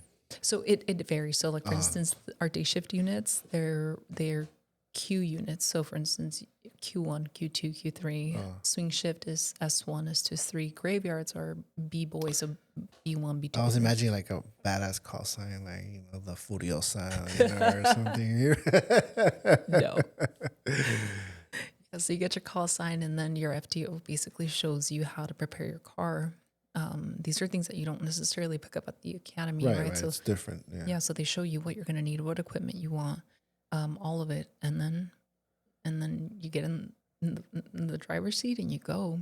So he's driving and you're in the passenger, or you're driving? I'm driving. Prima, did you have to know the whole map of Gilroy PD? Do you have to memorize all the streets, or? Okay, so that's a huge. I mean, because come on, you were born and raised in Salinas, and you go to Gilroy's like, dude, I only know how to get to the outlets. That's, you know what I mean? It's like, how did you do? Like, Okay, so one of the things that the FTOs, that the RTOs tell you when you're in the academy is, on your days off, take a radio home and listen, or drive around. Go on the weekends. Go to your city, to your jurisdiction, and when you hear a call come out, try your best to drive to that address without looking at it like at your map, because I didn't have a GPS. My FTO didn't let me have a GPS system. He didn't let me look at my phone for directions. no, They give you a paper map and figure it out, you know? really? And then you have to start memorizing landmarks. So like, for instance,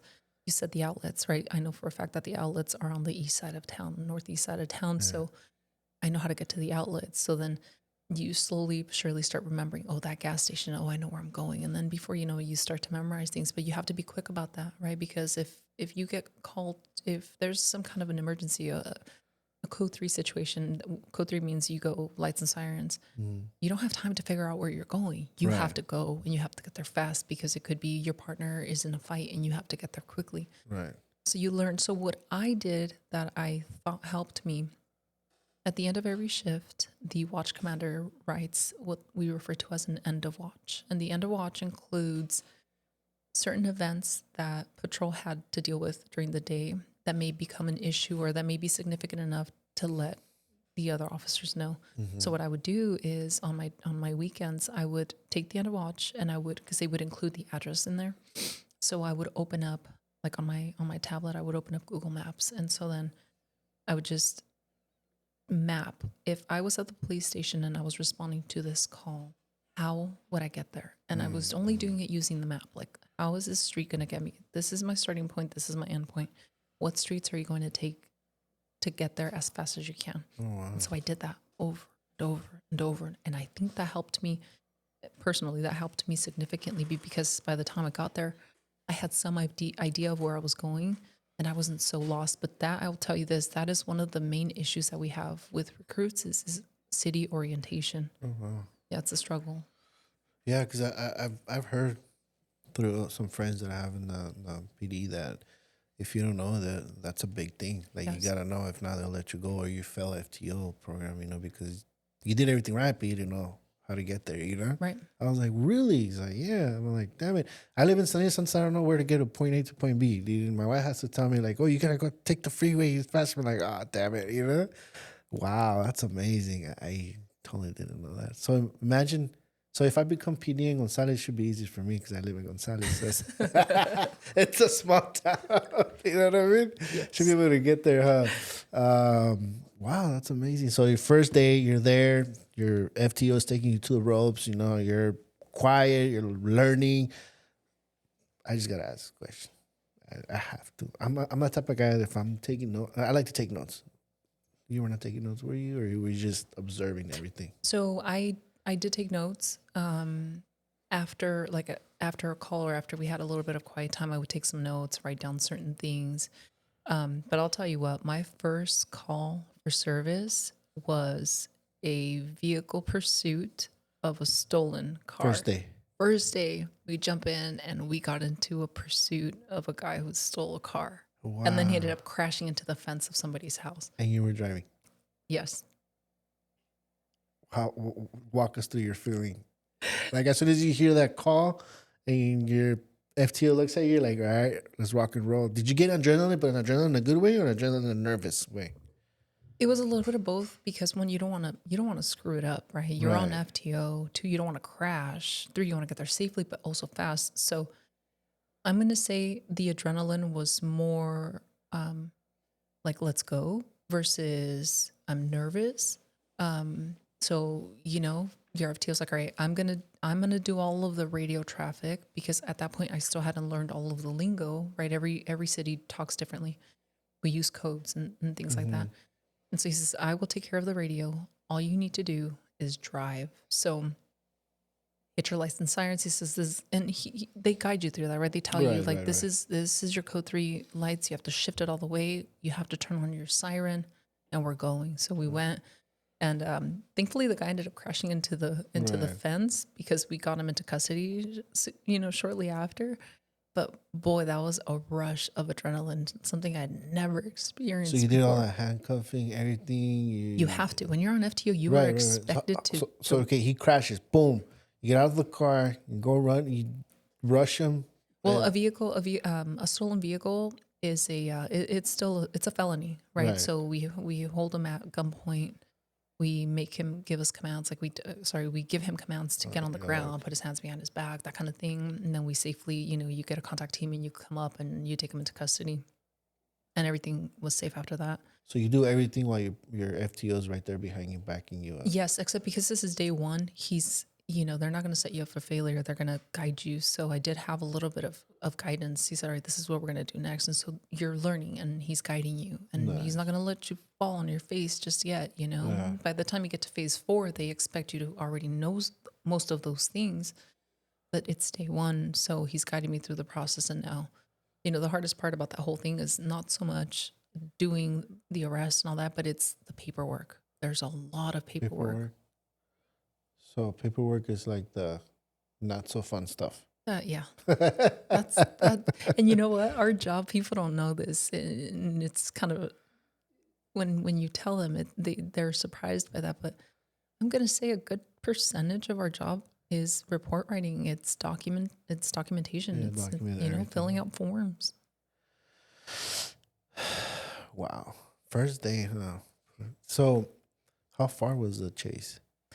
It wasn't too far. It was just I want to say a couple miles. It wasn't Yeah. too far. So Yeah. after you make the arrest, you're heading to booking. How do you Yes. feel when you're over there? Do you feel like, you know? You feel a little good. You feel so every day that you're on FTO, every day that passes, you have to take it call by call. You have to take it day by day, and every day you feel a little bit more confident, and you start building on that, and you feel a little more confident, and then you start doing some of the same things. You start going to similar calls, and now okay, I already know how to do that. So then you feel a little bit more confident. You just Okay. continue to build on that. You continue learning, and as long as you remain open minded, and as long as you listen to the feedback, the constructive feedback that your FTOs, hopefully that your good FTOs are giving you, you're going to do well. Do you feel like all your FTOs were pretty good with you? I believe that they were good to me. I learned a lot from every single one of my FTOs. Mm-hmm. I learned what kind of cop I wanted to be, but I also learned what kind of cop I didn't want to be from my FTOs. Nice. So I had some examples. I had a particular FTO who, like I said, the first one, he was spot on. His tactics are Right amazing. on, Like yeah. he spot on. Like he's kind of one of those go guys. I said, I want to be like you. I want to be a go getter. I want to be proactive. I want to do this and I want to do it safely. And then I had other FTOs who would, leave me at the station for a couple hours. Oh, just read the book and I'll come back and get you in a couple hours. And I didn't learn so much from that, but I did Yeah. learn that's not the type of cop I want to be. I don't want to Yeah. sit at the station for hours when we could be doing something else. So there was always something to learn from all of them. Well, interesting. That's interesting. Did you feel any type of way because, you're a female officer? Maybe some of those FTOs that left in the station for a while, maybe they just didn't want to ride with you or they felt like, she's a girl. Well, did you feel any type of way during that time? Well, I had male FTOs and I had female FTOs, and I'll tell you this: being a female in this career adds a whole layer of, I guess you could call it stress or demand, because historically this job has been predominantly a male driven job, right? It's predominantly males who are police officers. So now as a woman, you come into this line of work, and one, you have to prove yourself. You have to prove that if your partner gets into a fight, that you can hold your own and that you can be there and back them up, and that you're going to come out of that safely. So I feel like in a lot of ways, as a woman, I had to work. As a woman, I had to work twice as hard as my male counterparts to prove that I could do this job, that I could do it safely, and that I can back you up when you need it. Yeah, that they could count on you. Yeah. Exactly. Wow. Interesting. Yeah, because like I said, I mean, now I'm starting to see more females as police officers, and it's nice to see that, because like you just said earlier, before it was just male, male, male. Now here in Salinas PD, or here in Salinas General, when I'm driving, I see a female officer, I'm like, yeah, that's another, she's pretty cute.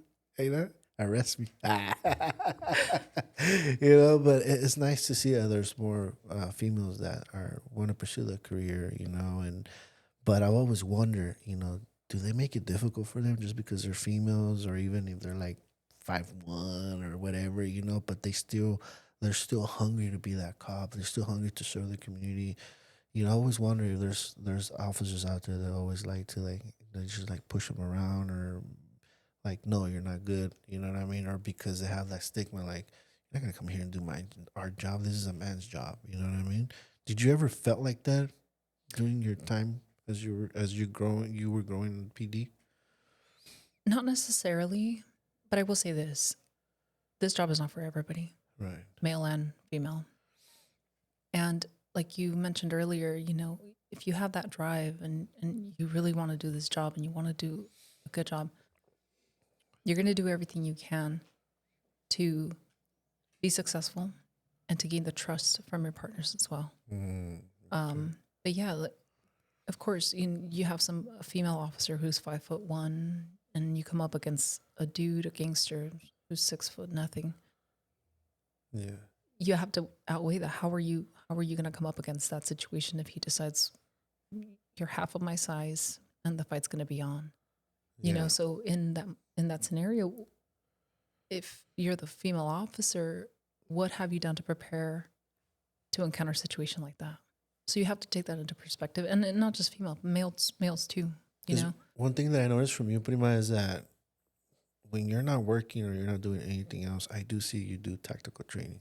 You see firearms training. I see you out there, 'cause your social media, and that says a lot of your character. That says that one, not only you love what you do, but you're preparing yourself for the what if. You're preparing yourself for that situation that if you ever come upon, you're ready to rock and roll. You know what I mean? Because sometimes a lot of people get comfortable to a certain point where they're like, do I really want to do some type of work? Should I go to the gym? Should I do this? Should I do that? And then when it comes down to, either they're gassed out or they're out of breath or they're too tired or whatever. Do you see that and just in general with officers in the industry where, like you go outrun them and I get tired, but then you see these officers that are super fit, they're all shredded, but then you see the officers that have a belly. You know what I mean? Well, it's sad to say, but yeah, you have a percentage of officers, and it's a very small percentage of officers who stay disciplined, who don't skip workouts, who don't eat like trash, who do the extra stuff on their own time off to make sure that they're ready for anything that comes their way. Right? You don't take it for granted. Anything can happen, right? And so the minute you think that you're okay and you start to get comfortable in your patrol car, that's when you should be the most scared. And unfortunately, yeah, I've seen officers who are laid back, who are not so motivated, who stopped working out after the academy, who eat like shit, and they look like shit too. And it's sad because when you look at one police officer, that one police officer is representative of all of us, and I will also say this job is extremely stressful. The adrenaline dumps that you get, like for instance, when I would work weekends, we would work 12.5-hour shifts. So you would literally go to work, come home, take a shower, go to sleep, wake up, go to work, 12.5 hours, come home, do the same thing for 3 days straight. By the time you hit your first day off, you're so exhausted from the adrenaline dumps and you're so tired, and all you want to do is just catch some sleep, because even when you come home, if you don't know how to intentionally turn off the thoughts and how to intentionally shut off the brain, it's hard to get quality sleep. So you have multiple factors. It's not just, oh yeah, that police officer chooses to be lazy. No, this job wears on you if you're not careful. And that's why, more than anything, you have to stay disciplined. If you don't stay disciplined, then that's when you start to fall off track. Yeah. That's amazing because I've seen it, in here in town, where you see some fit officers and you see some others are like, bro, really? You know what I mean? But, and I wanted to get your intake on that. But moving forward, what other stories you could share as far as before we dive into the very good one, right? As far as like, I mentioned Karens, right? I mentioned those guys that like to record and be on your face.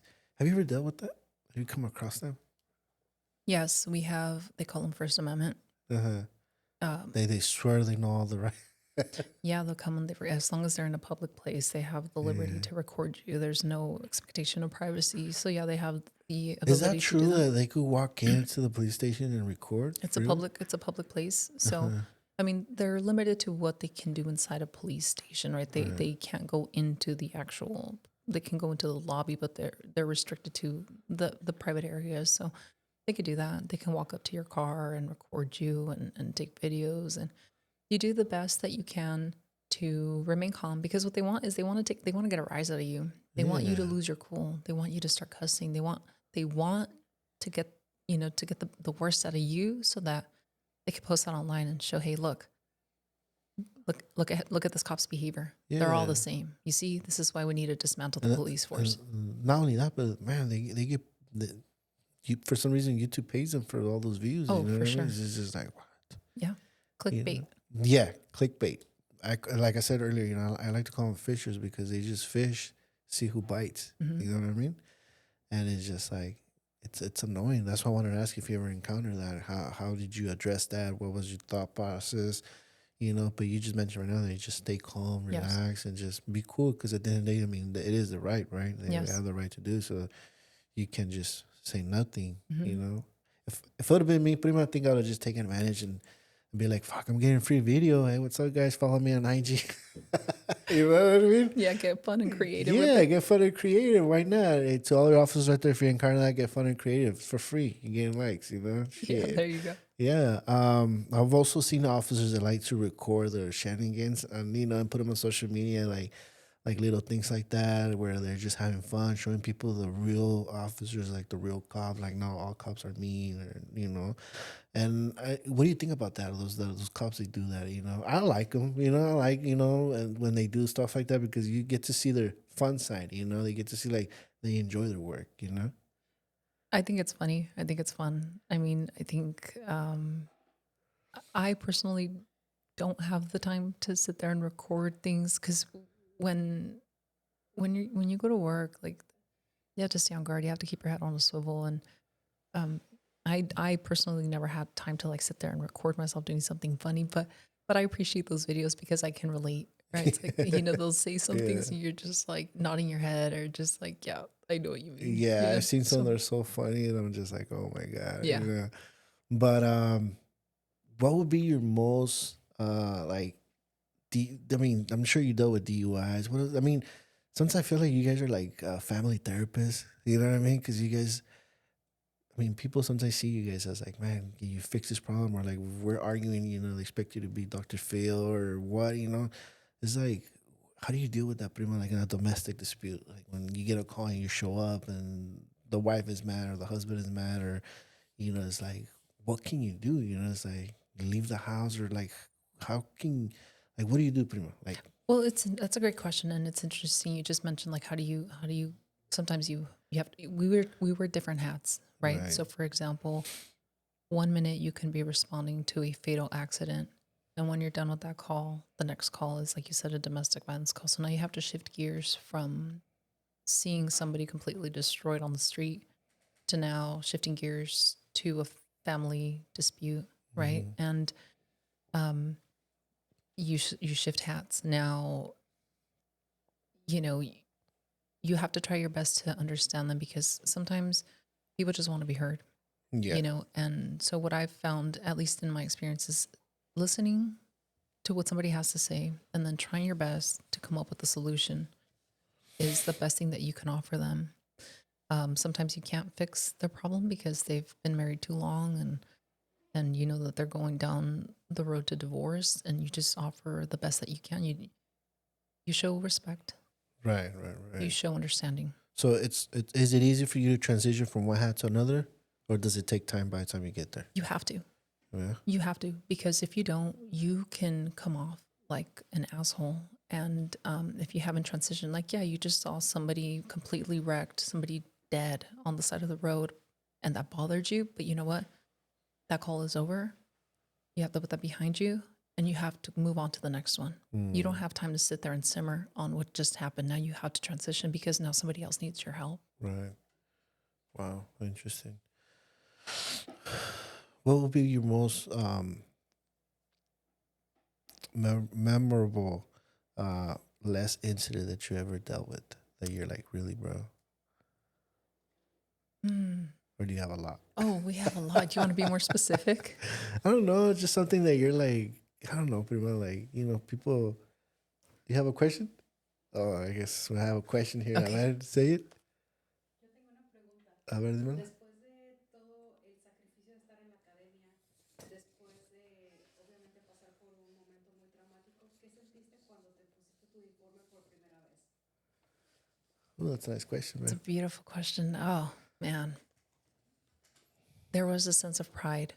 So the question was, just in case nobody hear it, aquí está Gabriela from Brunch con Amigas, playing producer right now. She asked my prima that what was her feeling when she graduated from the academy and she put her uniform on. There was a sense of pride because when you graduate from the academy, you remove your academy patches and they give you your Gilroy. For me, it was my Gilroy Police Department patches. So now you're stepping into uniform, and it was a sense of pride because it was a huge sacrifice. I calculated the miles that I drove in those 16 months, which was like 18,000 miles that I drove for the, going to and from the academy. I broke down the minutes that I spent at the academy, the time that I was away from my family. It was a massive sacrifice, but now here I was standing in my uniform, lacing up my boots, getting ready to do what I've been preparing to do. Mm-hmm. It was emotional in a good way, but I was very proud too. And more than anything, I just wanted to do a good job. Right. Nice.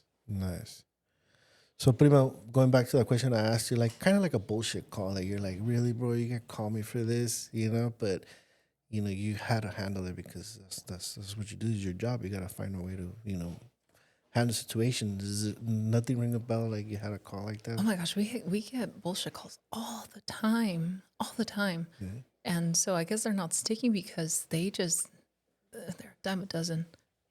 You get people that will call and complain about anything, and you're just like, wow, this is a complete waste of police services.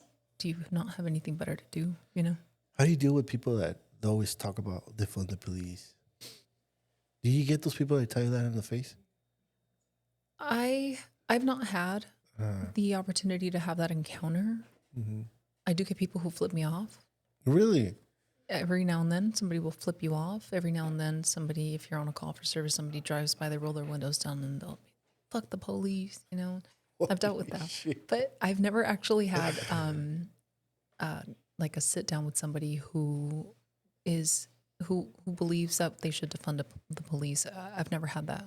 I just can't understand why there's a lot of people that hate the police. To be honest with you, I just can't grasp my mind around it. Like, why would you hate somebody that you don't know? Somebody that if you need help, they're going to be there for you. Like, why would you hate that person? Yeah. I just can't understand that. But I don't get it. Like, guys flipping you off, say that, like, bro, like, I don't know. It's just, for me, it's unbelievable to know that there's people like that. You know what I mean? And it's just like, how do you deal with that? Do you feel bad, Prima? Do you feel like, did your feeling get hurt? Like, oh, what a fucking jerk, I'm doing my job here, bro. You're going to flip me off, like, or what do you do? How do you process that? So you can't let it, right? You can't let it. You have to, being in this line of work, you have to have thick skin and you can't take everything personal because the minute you do, you fail. And the minute you do, you fall victim to whatever it is that they want to get out of you, right? So you have to very much take it in, let it go. Yes. And not let it disrupt the rest of your day, not let it bother you so much. Because when you start sitting there, because they add up. I mean, one FU to another, they start to stack up. And then before you know it, you're pissed off. And what you don't want is you don't want to have an outburst when that could have been completely avoided. So you just... Pretty much, obviously, I was going to ask you this question, but I know the answer. But I'm just going to ask it for shits and giggles. What would happen? Well, I know what would happen, right? But would it be bad for somebody like an officer to just flip them off back? Would it be bad? Say, well, fuck you too, man. You know what I mean? Would it be bad? Would you get reprimanded for that? Or, I mean, obviously, I know if somebody sees it, they're going to call and complain, but it's just like, you guys have every right to say, fuck off. You know what I mean? Or is it because of the standards that PD, has that you're like, nah, I can't do that? Yeah, we are held to a high standard. Yeah. And if we were ever caught doing something like that or flipping somebody off and they get recorded, you're going to get talked to. Yeah. So, but you think they'll just be like, don't do it again? I mean, I'll be like, just don't do it again. But if you want to, just do it.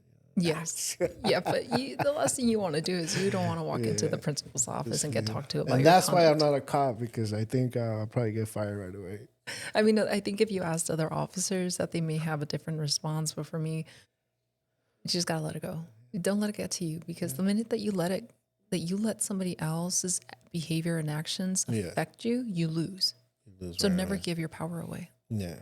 No, yeah. I just had to ask my mom. It's just like, I'm just curious, like, did you feel like, what would happen If you ask me, have I ever been tempted to flip somebody back off? The answer is 100%. Yeah. I remember one time, one of my buddies, he's in a car club, and they did like a big old cruise in Monterey Street. And then he mentioned to me, so, dude, there was this chick, bro. She had a ponytail. She had a mean old face, and she was just mad dogging me, dog. And I was like, how tall was she? She was pretty tall. And I was like, thinking, maybe it was my cousin. You know what I mean? Yeah, but I mean, if I would ask him, like, do you remember her name or whatever, he probably wouldn't remember. But he was telling me, like, dude, but she was hella fine, though. And I was like, yeah, maybe it was my cousin. Yeah, shout out to my boy. He told me. And then, I mean, how do you do it when guys are like, hey, what's up, girl? Oh my gosh. Arrest me, officer. Like, do you get flattered pretty much? Or It's you just funny. Yeah? Because oftentimes, the people you end up arresting are either drunk or they're being dumb, and so it's funny, and it makes it entertaining, and it makes for a good story later on when you're when you're talking to your partners about it, and it's just funny. Or they'll bring it up in briefing, and then they make it a joke, and then it turns into like a 2-3 day joke, and then I could just imagine the briefing every morning. And Kat again got asked to be married again. Well, one time I was on the freeway. I transported somebody to county jail, because we have a holding facility in Gilroy, but anybody who's going to get booked at county jail, they get transported up to San Jose. And so I'm on my way back, and I'm driving, right? And so, like I said, you're in a marked car, you're in your uniform, you're automatically a target. So you always have to pay attention. You have to pay attention to your surroundings, to everything. And so I see this car to the right of me, and it's like I think it was a truck, and it kept trying to catch up. So like I'm going, and this truck kept trying to catch up, right? And so we're going like this, it's advancing, and then so finally they get my attention. So I look over, and it's a couple of construction workers, and they put their hands out, and they're like, arrest me. And you know what? I played along with it. So my favorite color is pink, and I have a set of pink handcuffs that I actually use when I'm on duty. And so I'm in my car and I'm driving, and I pull them out, and I showed them. I lifted my hand up and I said, "These," and they just about I think I might have made their day, because they were smiles all the way. So you just have fun with things like that. Yeah. Because I can imagine pretty much you get hit on all the time, like, hey, what's up, I was like, I have stories, yes. Yeah, that's. Hey, how does your hubby deal with that? I think he understands. Yeah? I don't know. I He's mean, not celoso? no, he's not, because he's just so sure in himself, and he's just so confident. I've never had an issue where he's just like. He never tells you, "Hey, put those handcuffs on me." Let's get back to what we were talking about. Hit me with the baton. Oh my God! All right, pretty much. Yeah. At Juan Avila Photography, we focus on capturing decisive headshots and portraits where every photograph tells your story. Whether for corporate teams, executives, or personal branding, our high-quality images reflect your professionalism and authentic. Let us help elevate your image with headshots tailored to your unique needs.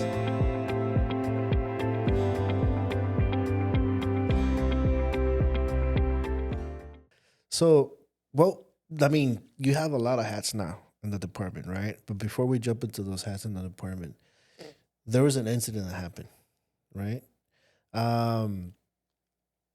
Share that story with us. Obviously you sent me the video. It was shared in the news outlets. It was really big for a couple of weeks. There was an incident that you were involved. Again, I admire you because of the training you do off work, and I feel and I felt and I know that the training that you've done off work has helped a lot that day, right? But I'm seeing it as an outside person, as your primo. I'm seeing it as an outside person. Like, dude, my prima's chingona. She's out there doing technical work, doing all this stuff, but in reality, I want to know what really happened in your mind, your thought process, every second, every minute, what happened, because even though all the training you might have or outside from work, I'm sure that at one point you're like, holy shit, you felt scared, you know? You feel like, okay, game on. Because I don't feel like that compares to little incidents you had from a DUI pullover, from a car chase, from a, people yelling shit or flipping you off to this day. Prima, walk us through it. Yeah. So before I get into that story real quickly, I'm just going to share one Yeah. experience that I had. So I'm going to say sometime either in July or in June. I can't remember precisely the month right now, but the detectives were working a homicide. So at the time, I was working the graveyard shift. So that means I worked from 9 p.m. all the way to 7 in the morning. Mm-hmm. So, for instance, if my day started today, my shift would end tomorrow morning. Mm-hmm. And then I would come back to work the same day, right? Yeah. At 9 o'clock. And And then, so sometime at midnight, we get a call for service. Somebody says, hey, there's a man on the ground in the middle of the street, and we think he got shot. So I was first on scene to that incident. And so, sure enough, he'd been shot, and there wasn't like profuse blood coming from him or anything. It took us a minute to figure out where he'd gotten shot, and eventually we figured out it was a fatal shot. It was a small round that went through his shoulder, and it must have struck some of his vital organs, so he didn't make it. And so that night, obviously, the detectives got straight to work, and by the time I came back to the office the next day, they had sent out an email. The detective who was lead in this case had sent out an email about the suspect. They had identified the suspect. They knew what kind of car he was driving, and they were basically doing surveillance on him. Mm-hmm. And so I get to briefing. I got to briefing a little bit early, and so when I got to briefing, the sergeant had also said, "Hey, just a heads up, the detectives are surveilling this guy. There's a potential that we might need to leave and help them in case this guy gets into his car and takes off. Mm-hmm. In driving, we may need to do a stop on him." Sure enough, the dude jumps in his car, and now the investigators are saying, "Hey, this guy's on the road. We need a marked unit out here to help us basically do a few marked units to take him down." Mm-hmm. At the time, I think there was only one patrol officer who was available, and he was by himself. And so the investigators, they're in unmarked cars. They're in undercover cars, and they're watching where he's going and stuff. And so I don't think I sat in briefing very long. I just grabbed my stuff and I said, let's go. So I ran downstairs, got into my car, and tried to catch up. At the same time, the investigators are giving us updates about where he is. And so now I'm paralleling. So the suspect is going in one direction. Now I'm paralleling him just a couple of streets away, maybe 2 streets in between us. And so the officer who I mentioned earlier, who was the only marked officer who was there at the time, he comes to a stop sign and he gets stuck. And so the suspect is now kind of getting away. So then I jumped in front. And so now I became primary in that incident. So now I'm tailing him, but at a good enough distance to not tip him off, with the intention to wait for the rest of my partners to get to us. So we get to a stoplight, and by then I already had at least 2 units behind me, one of which was the sergeant. And he says, "Hey, when the light turns green, we're gonna light him up, and we're gonna try to do a high risk stop," which means guns out and everything. And sure enough, the light turns green. I light him up. I get on the PA and I tell him, "Pull over." He takes off. We get into a pursuit. And I won't share too much of the details because this case is still open and I'm in the middle of a preliminary trial. Mm-hmm.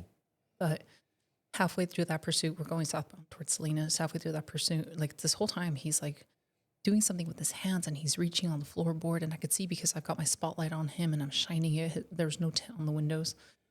And like I said, halfway through that pursuit, he reaches his hand out and he shoots at me through the window. So that was my first actual experience with getting shot at.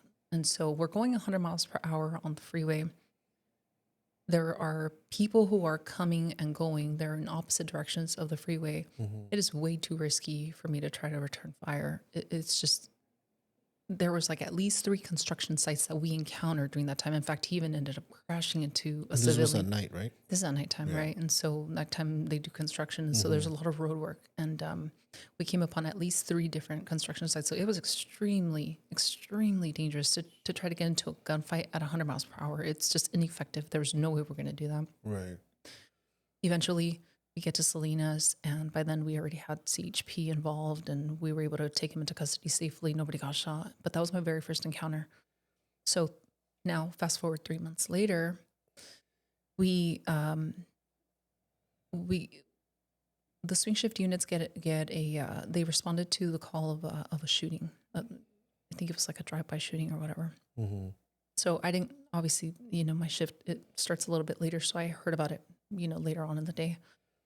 Long story short, we found out that the suspect had shot the victim, shot at him a total of 6 times. And of the 6 times, 5 of those rounds actually struck him. Mm-hmm. This guy didn't die. For some reason, he didn't die. And so he made it out alive, and he was able to identify who shot at him, right? Right. And so now the detectives, again, they're back at it, working the case, and they give us information. This is who we're looking for. This is who he is. This is what he's driving.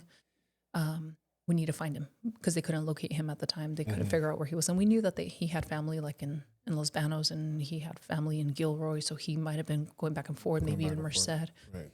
So we're on this hunt to look for him, right? And so at this point, I had already had, that I was kind of known to be a little bit of a go-getter, right? Like, oh, she's gonna get after it, right? Like, savage what are you gonna one. do today? Yeah. And so What is Kat gonna get into today?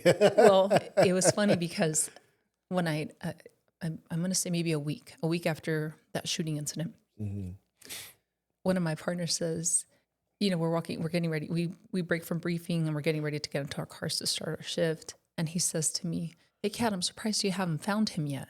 Right? He says it like that, and I just laughed. I said, "Oh, I'm gonna go look for him. Don't worry, I'm gonna go look for him." And so I actually did. I spent the night trying to find the car, doing, and The guy that shot you. the guy that ended up shooting the other victim. Oh, okay. I thought it was the guy that shot you. No. Car. That guy Right. got arrested, and he's in county jail, waiting for his trial. And so now this is a different case, right? And so they've identified the suspect. This is who he is, but we don't know where he's at. And family's not giving up a lot of information. Right. So I think they thought, they're hiding him. Right. They're not gonna give him up to the police. And so I remember it was sometime like 2 a.m. I had a call for service that I had to respond to. It was like a strong arm robbery. So I dealt with that. And then there's this particular place that I like to post up and watch traffic. So it's kind of like a busy road. And so I park my car there, turn my lights off, and just kind of wait for somebody to just do something stupid, or DUI drivers. That was my spot. So I had parked there, and I was there for, I'd say, maybe 10 minutes. And we got a call for service. And the call said somebody was calling in, and he was saying that the police were looking for him. And they asked him a lot of questions like, "Oh, are you drunk?" Yeah, he said he was drunk or whatever.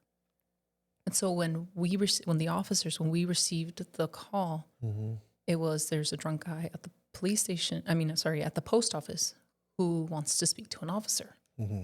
So I was very close. I was just a couple blocks away from the post office. So that wasn't even my beat. And so because I was so close, actually the officer who was working that beat had to, I think he either had to transport somebody or he was on his way somewhere else. So they made me primary on that. So I was driving there because I was closest.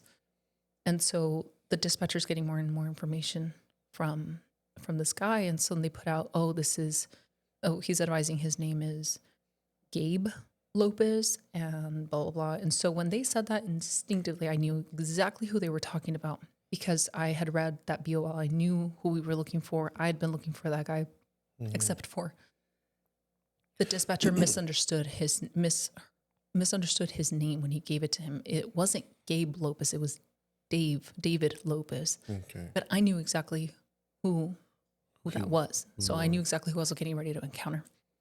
So I show up. I'm a block away. I turn off my lights and I park about maybe half a block before the post office. I did that with the intention of trying to not let him see that I was coming. Right. And I thought, well, I'll wait for my other partner so that we can both approach. By the time I got there, the dispatchers figured out who it was that we were dealing with. And so I remember my sergeant got on the radio and he said, hey, tell him to get in a prone position. But he's telling the dispatcher to tell him because they had him on the phone. And so when he put that on the radio, I thought he was talking to me, and I thought he was telling me to tell him to get on the ground in a prone position. A prone position is basically face belly down, arms to the side, head to one, And so at that point, I proceed forward. I park a good enough distance from the post office, but pretty close, not too far. I get on the PA, and I tell him, get on the ground. Get on. And before I could say anything else, he shoots at me.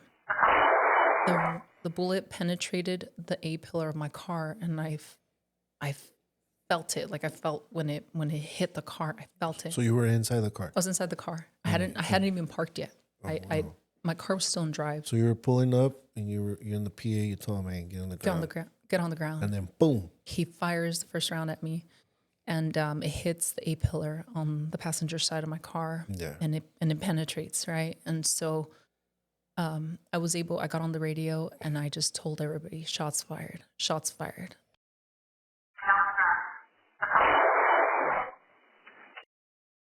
Shots fired.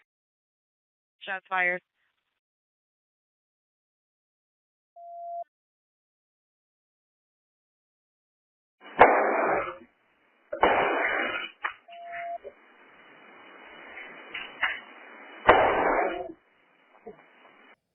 Just so that they are aware of what's going on. I jump out of my car. My car was still in drive. And on that street, there were literally no cars, no coverage. So if I let my car roll, I was going to be completely exposed to this guy who's just ambushed me, right? So I, in a really quick way, I extend my foot inside, I hit the brake, and then I throw it in park. And then I start returning fire. So the first volley of rounds, I believe it was 2 of them, they struck because he was kind of hunkered down near a like a brick pillar. So they missed him. So then I went around this way, and I could see that he was hunkered. He was taking a position kind of like what we would, hunkered down. Saw the pistol in his hand. He was manipulating a gun. So I come around to the back of my police car to try to get a better angle of him. He's in the front. And then I see that now he's like, his head is down and he's doing something, right? So I'm thinking he's probably loading. I don't know what he's doing. So then when my sergeant comes up, I didn't know which unit it was. I was coming. It was my sergeant. He comes up. I see that this guy is still like, he's hunkered down and he's still manipulating the gun. Well, there was a moment in time that video on YouTube that they didn't show, that they left out of that entire incident. And I don't know, maybe they thought it was irrelevant, but to me, that moment of that entire incident felt like an eternity out of nowhere. This is now, I'm positioned to the back of my car when I wanted to get a better look at him. A blue Crown Vic starts approaching. We've transitioned to Ford Explorer, so almost none of us drive Crown Vics. We have them, but they're not in service anymore. So none of our guys use Crown Vics, but I could tell that the dude's driving extremely slow, and he's coming in my direction, and I'm behind the car. And he's got sort of that gangster lean where he's leaning down, and he's got his hand over the wheel like this. His window's halfway rolled down. And I thought, he is with him, and he's going to shoot me down, or he's going to gun me down right now from the back. Wow. Right? And so he's coming my way. I'm behind the police car, and I have to shift my attention from Lopez to the car, to this car. And so I come up, and I'm looking at him, and I've got my gun pointed at him, and he's just staring at me like we're in the middle of a gunfight, and this guy is just rolling by, like nothing. and he just looks at me, and he continues going. I thought, what the hell was that all about, right? So then I immediately, okay, he's gone, he's done, he's not a threat. Come back up. At this point now, I shift my position from where I was behind the car. I come up now to the front of my car where I initially was, the A pillar. Right. At that point, like I said, my sergeant was coming, and I saw Dave comes. Lopez puts he points his gun at him, and my sergeant was still in the car. He was getting ready to park, and he was going to get off and come around to come behind me. And when he did that, I stepped up on, I don't know what they call them, but you know how the cars have I was driving a Tahoe. Like a little side step. The side step, yeah. So I get up on the side step, and I aim, and I ended up getting a headshot. So I struck him. He fell backwards, and there was no more movement. But at some point during that whole time, something just said, "Turn on your body camera." And you have to understand that this job, you are subjected to a lot of scrutiny, right? And to me, some of the things that were going on in my head was, I don't want to lose my job. So I want to make sure that this is captured. It sounds awful, right? You're in a life or death situation. And one of the things that you're thinking about is losing your job. So I activated my body camera, thankfully, because my car's dash camera caught the whole incident, but it was important that my body camera caught that too. So I was able to activate my body camera, and you could see once I had neutralized the threat, as we referred to it, he was down. I was still giving him commands. I was telling him to drop the gun. I was telling him to move away from the gun. He was not responsive at that point. I knew he was gone. Right. But there was still some heavy breathing, right? And so by that point, my sergeant he was with me, and we just said, all right, we need to make a contact team so that we can take him into arrest safely and put him in handcuffs. And so we did. We made a contact team, put him in handcuffs, and then that was over. Now, everything I just said happened all in a matter of 60 seconds. 60 seconds. 1 minute. 1 minute. And it felt like an eternity. And so because it was a fatal use of force, it becomes an internal affair investigation, right? So now they'd have to take me out of the equation. My sergeant, my body camera was still turned on. He says, turn your body camera off. I turn it off, and he says, are you okay? I said, yeah, Sarge, I'm good. He says, okay. I'm going to have officer so-and-so escort you back to the police department, and then they'll explain what's next. The protocol. Yes. Yeah. So on my way there, now it's 3 a.m. I don't know what's going to happen next. I don't know how many hours I'm going to be at the police station. You know, my shift ends at 7. So I had to make a phone call to my husband, and so while I'm going to the police station, it's 3 a.m, right? He's sound asleep. I call him. I said, honey, before you hear it from anybody else, I want you to know I just got myself into a shooting. I said, I'm safe. I'm okay. Don't worry. I'll call you when I can. And it's funny because, my husband is super protective over me. And so when I said those words, he told me later on, it was probably one of the hardest things for him to hear and for him to not be able to rush and come to me. Right. In that moment, I think he just wanted to be there for me, but he couldn't, right? Because there's a protocol. And so I told him, I'm safe, I'm good, I'm here. And so then we went on with everything.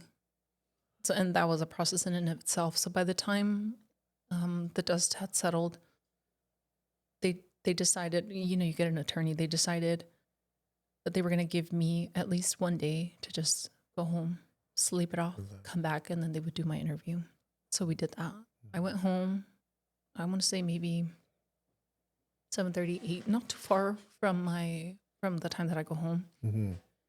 And my FTO, the one that I told you was my first FTO, he also had been in an officer-involved shooting in the previous years. And he was there for me. He came to sit with me and to be my support. And he says, I know what you're going through. I know how it feels. I'm here for you. And that was so comforting, right? And more than anything, he said, I want you to know I'm proud of you. Right. And so he even offered, "Do you want me to escort you home? I know it's a long drive back. Like, what do you need?" You know. Right. So I said, "No, I'm good. Like, I just need to go home."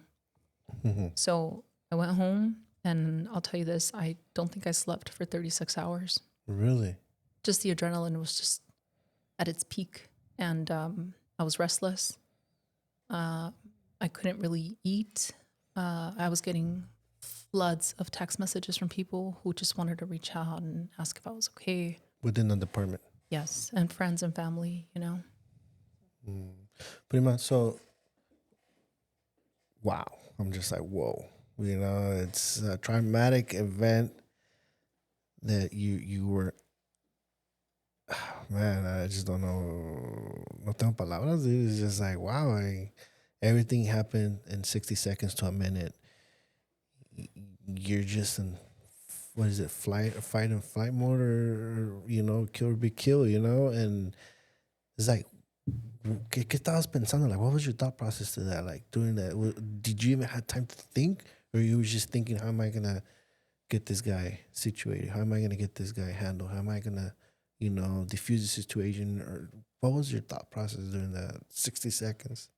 Well, I knew that because of his background and his the charges that he was facing, he wasn't going to go down without a fight. So So you what already. I thought was, it's either him or it's me. Mm-hmm.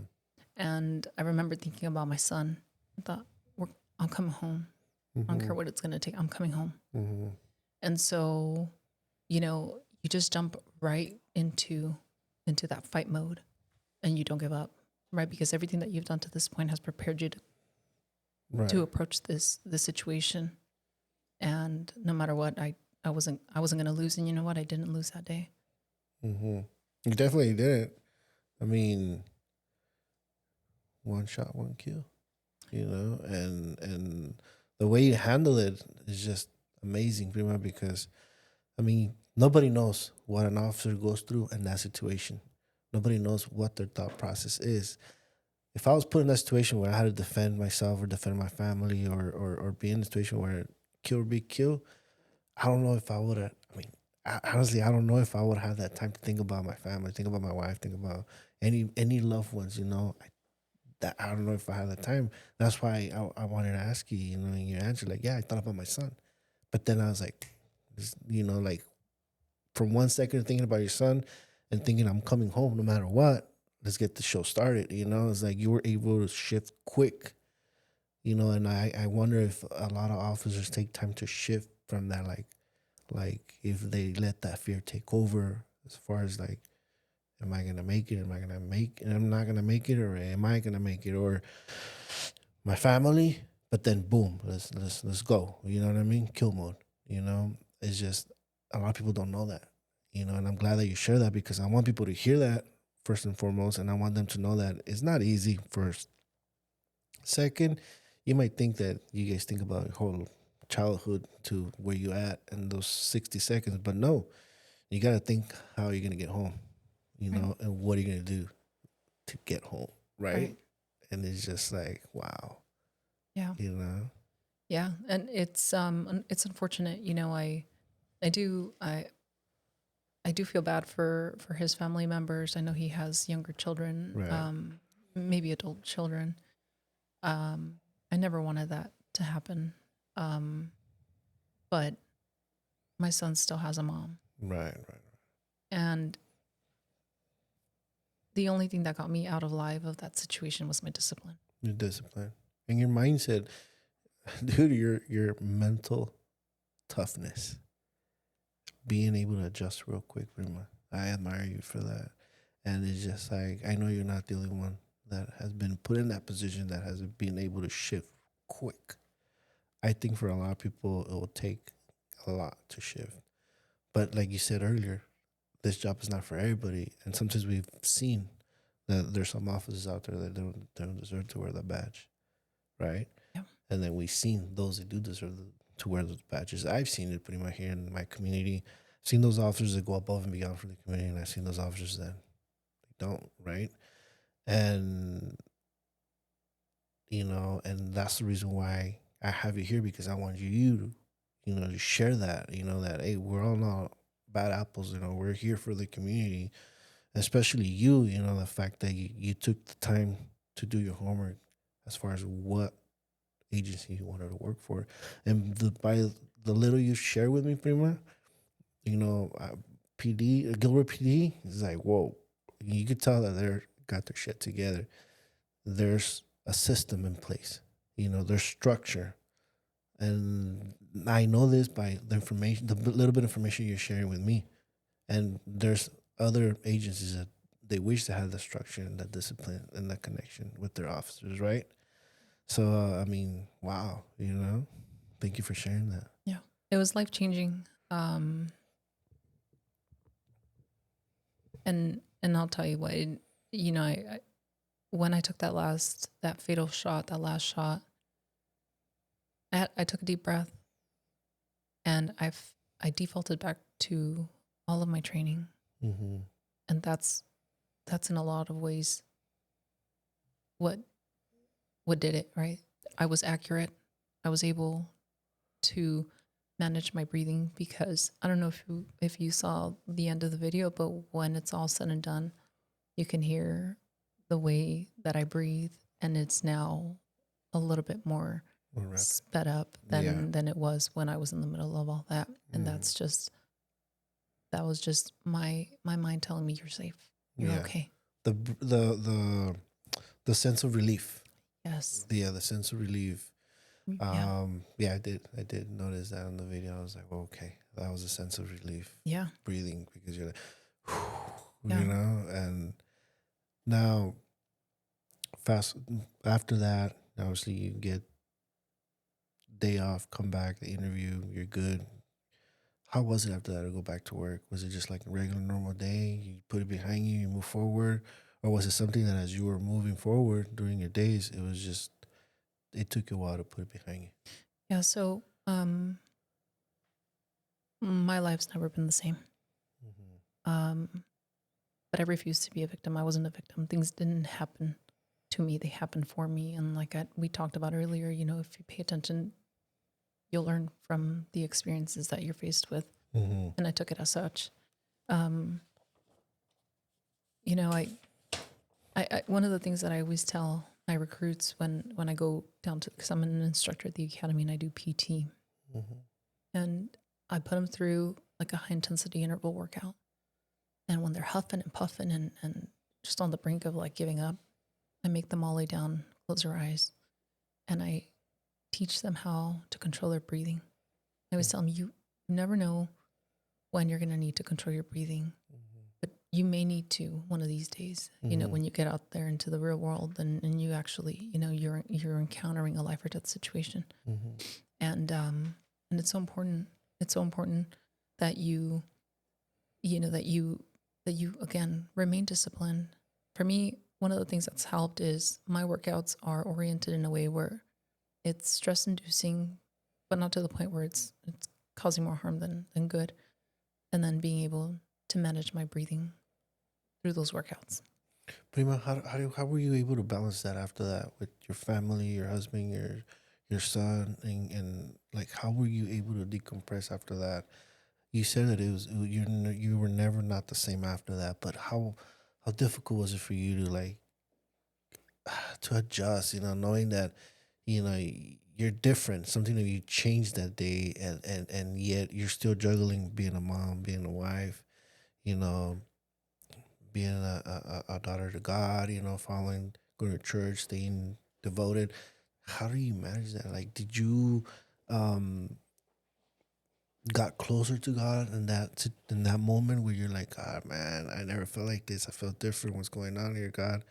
It was definitely, it was a challenge. It was something that I had never experienced before. You talk about the decompression. That took a while. Like I said, I didn't sleep for 36 hours after the incident. I couldn't eat anything until I finally was able to get some sleep. My family was extremely supportive. My husband went and got me all the snacks that he thought I would need. And whenever he thought maybe, she's getting too quiet, he'd say, is there something you want to talk about? And so sometimes being able to just talk about those things, about that night, what happened that night, was helpful. Mm-hmm. I'll say this. I took about a week off of work, but then I came right back. And I did that because I didn't want to fall into a mindset where I'm overthinking things and I'm questioning myself and I'm questioning whether I want to continue to do this job, So I got back right into it and I was okay. It took anytime we had any call for service that was near the post office, it got my adrenaline kicking. It just trigger something. Yeah, like the butterflies. Oof, they would just come up and just like, oh, okay, I could do this, Mm-hmm. I want to say the 1 year anniversary of my OIS was tough because I hadn't felt, and I refer to them as symptoms because again, I'm not a victim. This didn't happen to me, it happened for me, and I hate to refer to it as PTSD, but I have it. But it's the symptoms, right? Now, the weeks leading into it, I started getting nightmares. I started getting, we're already hypervigilant, but overly hypervigilant. Driving, thinking somebody's going to turn around and shoot at me on my way home from work.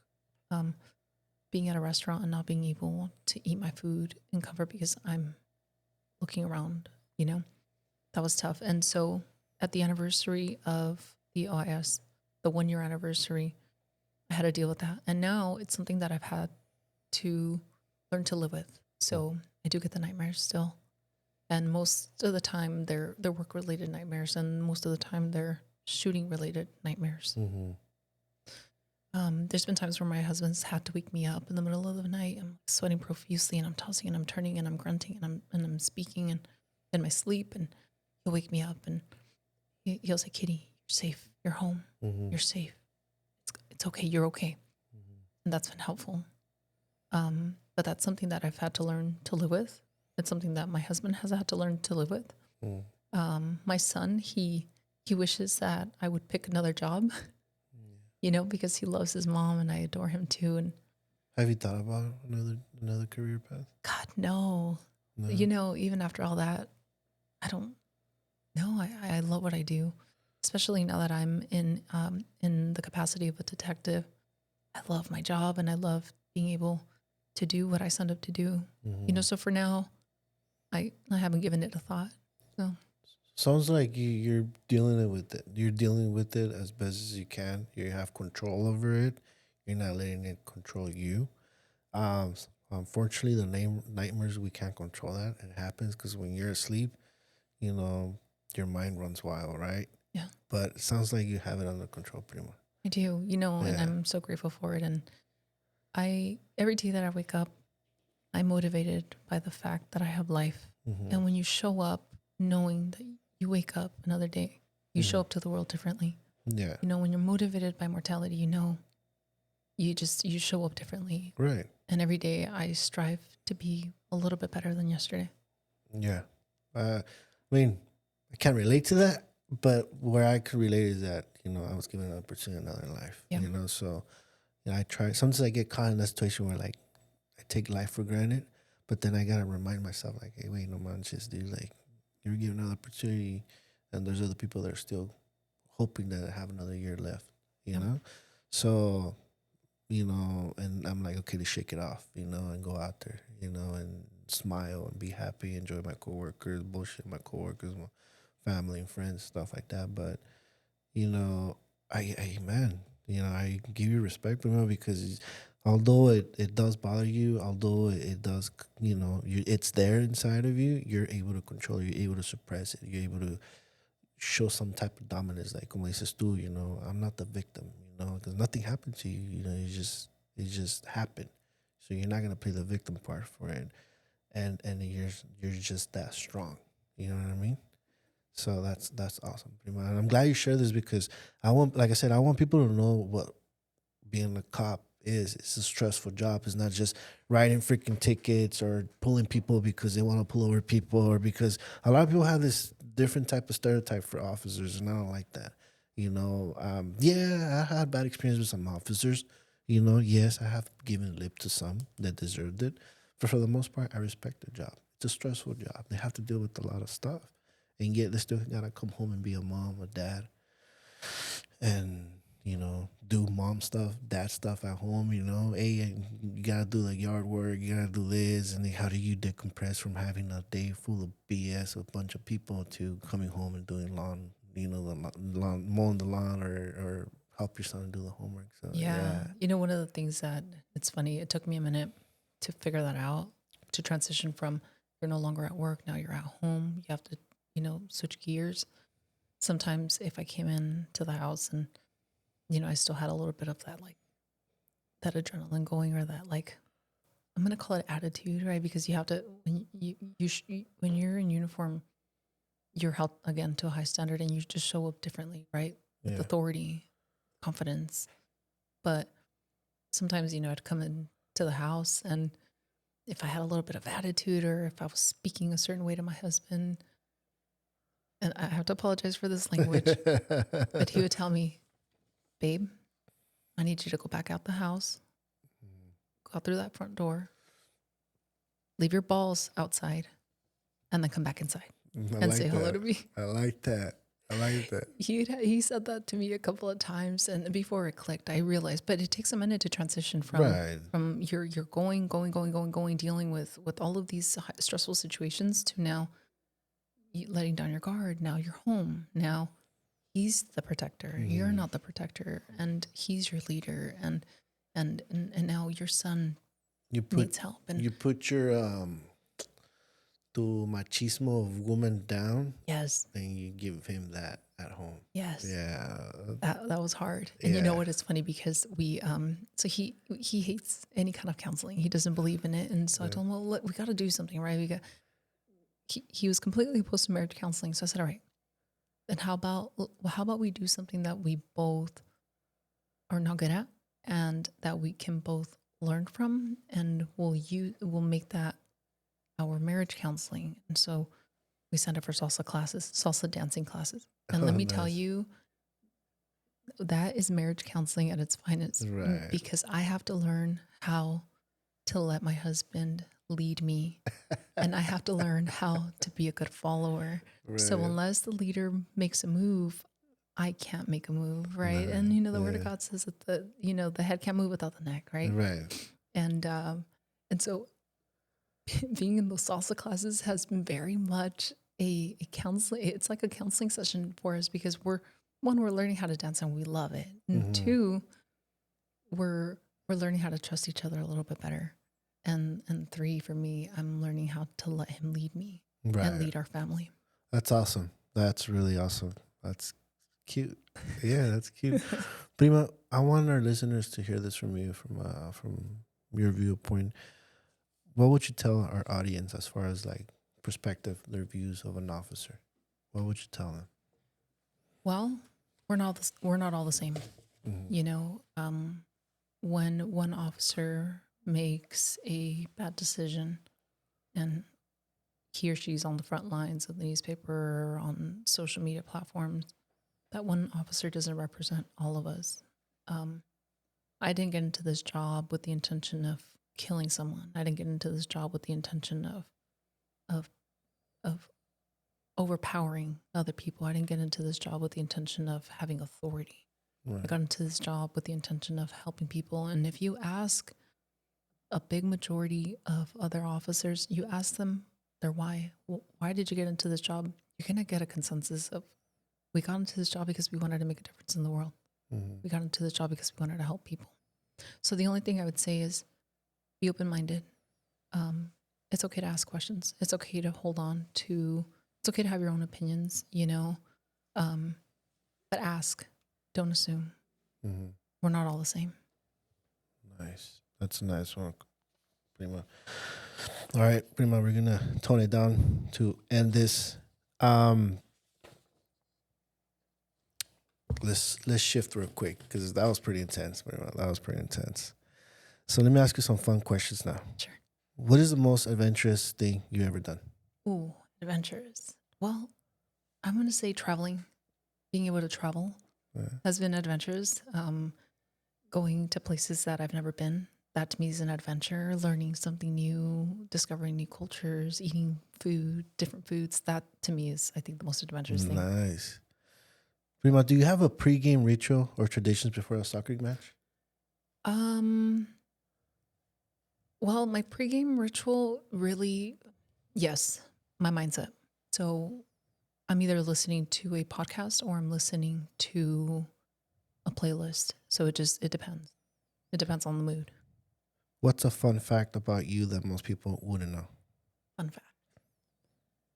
I don't know. That's a great one. How about I ride a motorcycle? Oh, that's right. I forgot you have a motorcycle. So that means your husband's behind you like this? He's my sidekick. I'm gonna get an attachment, put him on the side. Your wife on the motorcycle. No, I'm sorry, bro. Now, for the closing, what legacy you hope to leave behind your career and personal life? Well, that's a great question. I think my ultimate goal in life is, have this vision that when I die and I go to heaven, that God says, well done, my good and faithful servant. You carried out your life with intention and with purpose. And I want that. Every day I strive to be a little bit better than yesterday. And I know for a fact that God put me on this earth for a reason. Mm-hmm. And I'm meant to do something good with my life. And that's my ultimate goal. Wow. I love that.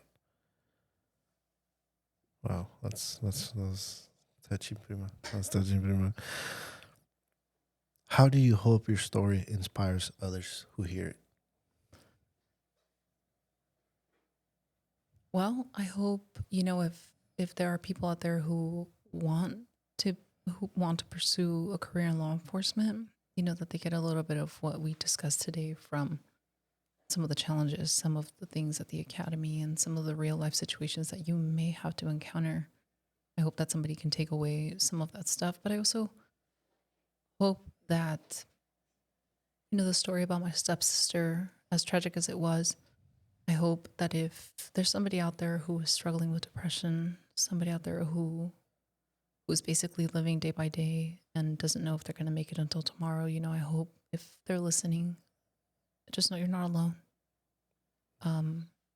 There are people who love you and care about you, but just give them an opportunity. Don't put your walls up.